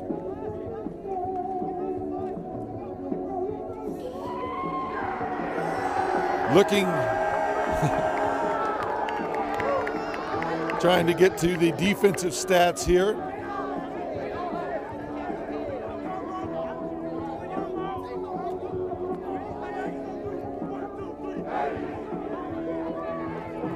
And I don't think it's going to allow me. And here we've got Coach Corey Miller.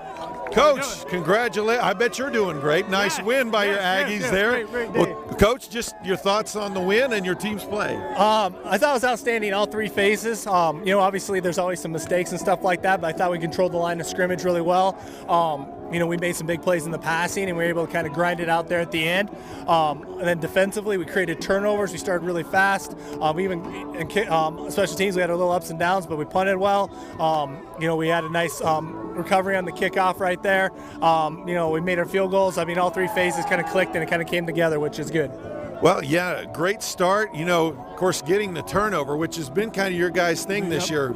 3 interceptions tonight, 2 fumble recovers as well, but that got you guys going right off the bat. Three scores on 3 drives to start things out. You had to be really happy.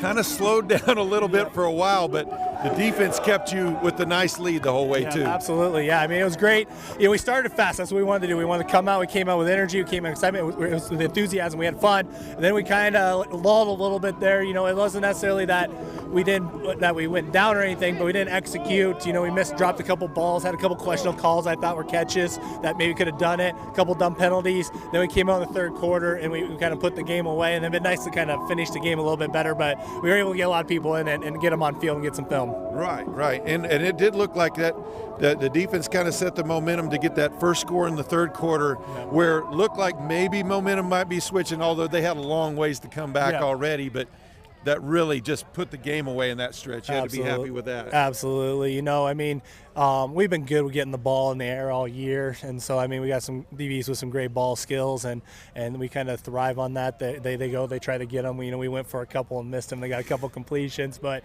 you got to play without fear. You can't make those plays if you're scared, and those guys are pretty fearless out there. So it was a fun day.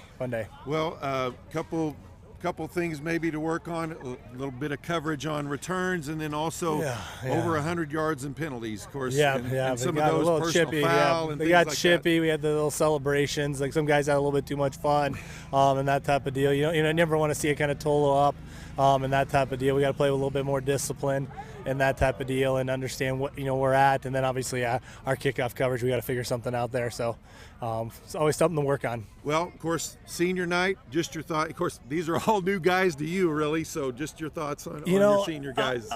It's tough. They coming in, they get a new coach, new offense, new defense. Kind of change is hard sometimes, but these guys have they've had a lot thrown at them. But some things that have been out of their control, and they've kind of hung together. And we've had some couple things get away from us, and we never quit. And I'm super proud about how they finished, and to finish their career with a win on the field and get the most wins since I think it was like 2017 is the last time they've had more than 4 wins is a big accomplishment for them to go out on and really kind of set the foundation for what we hope to build here. And headed to Arizona, play a very good team, but a chance to go pull an upset and finish with a winning record here in your first season. Absolutely. You go down there, we got something to play for. It's that 6th win right here. It's one of those fun games where we got really nothing to lose. We were kind of probably expected to lose. They're a ranked team. They're trying to play for probably an at-large bid. I don't know who won the Westland-Langston game or yet. But for that one to go out there, we played with the top teams in this conference and have been able to finish. So hopefully, maybe third time's a charm. All right. Well, Corey, I appreciate you joining us for this. Who we got here with us now? Caleb, senior tackle right here. All right, Caleb Monchando. Yes, sir. All right. Well, congratulations on the big win. Appreciate it. And what's it like to go out with a win on the final game here on Aggie Field tonight? It means the world to us, especially all the seniors, because we've been out here 4 years grinding, trying to get something started out here, and to beat this team that we've been after for 4 years, it feels good to go out on a good note. Well, what were you seeing out there on that offensive line that was working for you guys? Well, I had my brother next to me, Mondo, and my other brother, Nick. We all been a solid group that we've been together and we've been working, and every practice we come out with the same intensity that we did today. So I'm glad we came out with the win. Yeah. You got three senior starters on that offensive line, yes, I think. So yeah, you senior laden up there. Yes, sir. Well, you guys head to Arizona. What's your mindset heading out there? Trying to finish off my last game at Panhandle with the win, bring home 6 wins, and have the best season that we've had in a while. Yes, Caleb Monchando, thanks for joining us. Congratulations on the win. Yes, sir. So here we are from no man's land. Aggies with the big win here on Senior Day. That's it from Goodwell. Good night from Goodwell, Oklahoma.